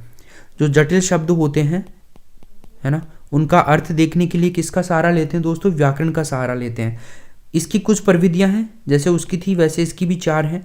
एक तो व्युत्पत्ति, तुलना, वाक्य प्रयोग और प्रसंग द्वारा। ये 4 हैं दोस्तों आपके, ठीक है ना, इनको हम याद करेंगे। निम्न प्रविधियां कौन कौन सी, व्युत्पत्ति, तुलना, वाक्य प्रयोग और प्रसंग द्वारा स्पष्टीकरण की प्रविधियां हैं। अब देखिए दोस्तों आगे हमारी आती है प्रश्नोत्तर विधि। कौन सी विधि आती है, प्रश्नोत्तर विधि आती है। तो प्रश्नोत्तर विधि को देखो आप एक बार। प्रश्नोत्तर विधि के दोस्तों जो अन्य नाम है ना, 3 अन्य नाम है। एक तो संवाद विधि कह सकते हैं, सुकराती विधि आप इसको कह सकते हैं, और डायलेक्टिक विधि भी आप इसको कह सकते हैं। सुकराती विधि कह सकते हैं, इसका मतलब प्रवर्तक कौन है, इसका सुकरात है। कौन है इसका प्रवर्तक, सुकरात है इसका प्रवर्तक। तो प्रश्नोत्तर विधि को किसने बनाया, सुकरात ने बनाया। सुप्रश्न बनाए, सुप्रश्न, सु का मतलब सुकरात और प्रश्न, प्रश्नोत्तर विधि। अब देखो पद्य शिक्षण की बात करते हैं। गद्य शिक्षण आपका पूरा हो चुका है। तो दोस्तों देखिए पद्य शिक्षण क्या कहता है। पद्य शिक्षण कहता है कि इसका उद्देश्य क्या है। तो दोस्तों पद्य शिक्षण का जो उद्देश्य होता है ना वो रसानुभूति, रस की अनुभूति। यहाँ पर बहुत रसीले पाठ होते हैं, तो रसानुभूति इसका मुख्य उद्देश्य है। इसकी जो विधियां हैं दोस्तों बहुत इंपॉर्टेंट है पद्य शिक्षण की विधियां। 9 विधियां आपके सामने हैं दोस्तों, इनको आप कैसे याद करेंगे देखिए। 9 विधियां देखो यहाँ पे दोस्तों, एक तो खंडान्वय विधि है, खंडान्वय विधि है, दंडान्वय विधि है, व्यास विधि है, गीत विधि है, भाषानुवाद विधि है, समीक्षा विधि है। बाकी कोश, पर्यायवाची संबंधी ज्ञान देना, परिभाषा, उच्चारण हेतु उपयोगी और उच्च स्तर के लिए उपयोगी है, उच्चारण के लिए नहीं दोस्तों सॉरी। और टीका, बड़े रूप का छोटा रूप, टीका विधि भी होती है। इनकी ट्रिक बना रखी है, मैं ट्रिक पे ध्यान था इसलिए उच्चारण बोल दिया मैंने। तो देखिए दोस्तों यहाँ पर हम बात करते हैं खंडान्वय विधि। खंडान्वय विधि को आप याद करोगे के से, ठीक है, के से याद क्या करोगे, के से आपकी कोश विधि हो जाएगी। क्लियर, के से कोश विधि हो जाएगी और ख से क्या हो जाएगी, खंडान्वय विधि। के से तो के BTS के HGP, BTS के HGP से याद कर लीजिए। तो देखो आगे अगर हम बात करें यहाँ पे तो दंडान्वय विधि, दंडान्वय विधि डी से करेंगे हम इसको, तो ये डी हो जाएगी। बाकी व्यास विधि वी से हो जाएगी, गीत विधि जी से हो जाएगी, ये गीत विधि है।